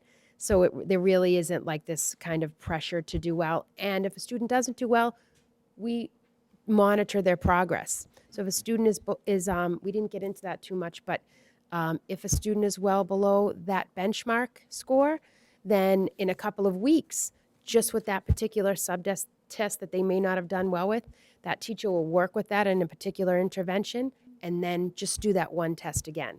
oh, okay. So it's not like they're stuck forever with No. Okay, No. Thank you. Thanks.